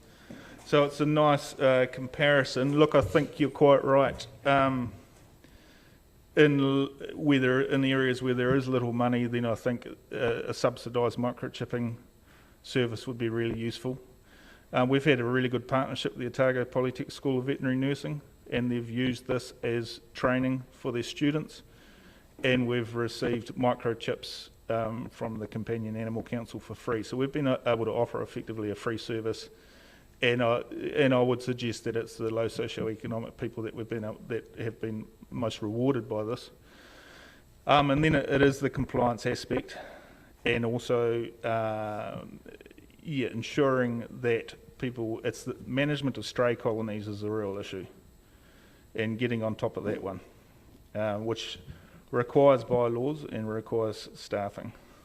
Yeah, of course, if all the cats were desexed, there'd be less strays. Yeah. Thank you, Mr. Miller. Thank you very much, everyone. Cheers. Further, I'll move that we adjourn the meeting through until 9 o'clock tomorrow morning. Seconded, Councillor Gary. All those in favour? Those against? That is agreed. Thank you.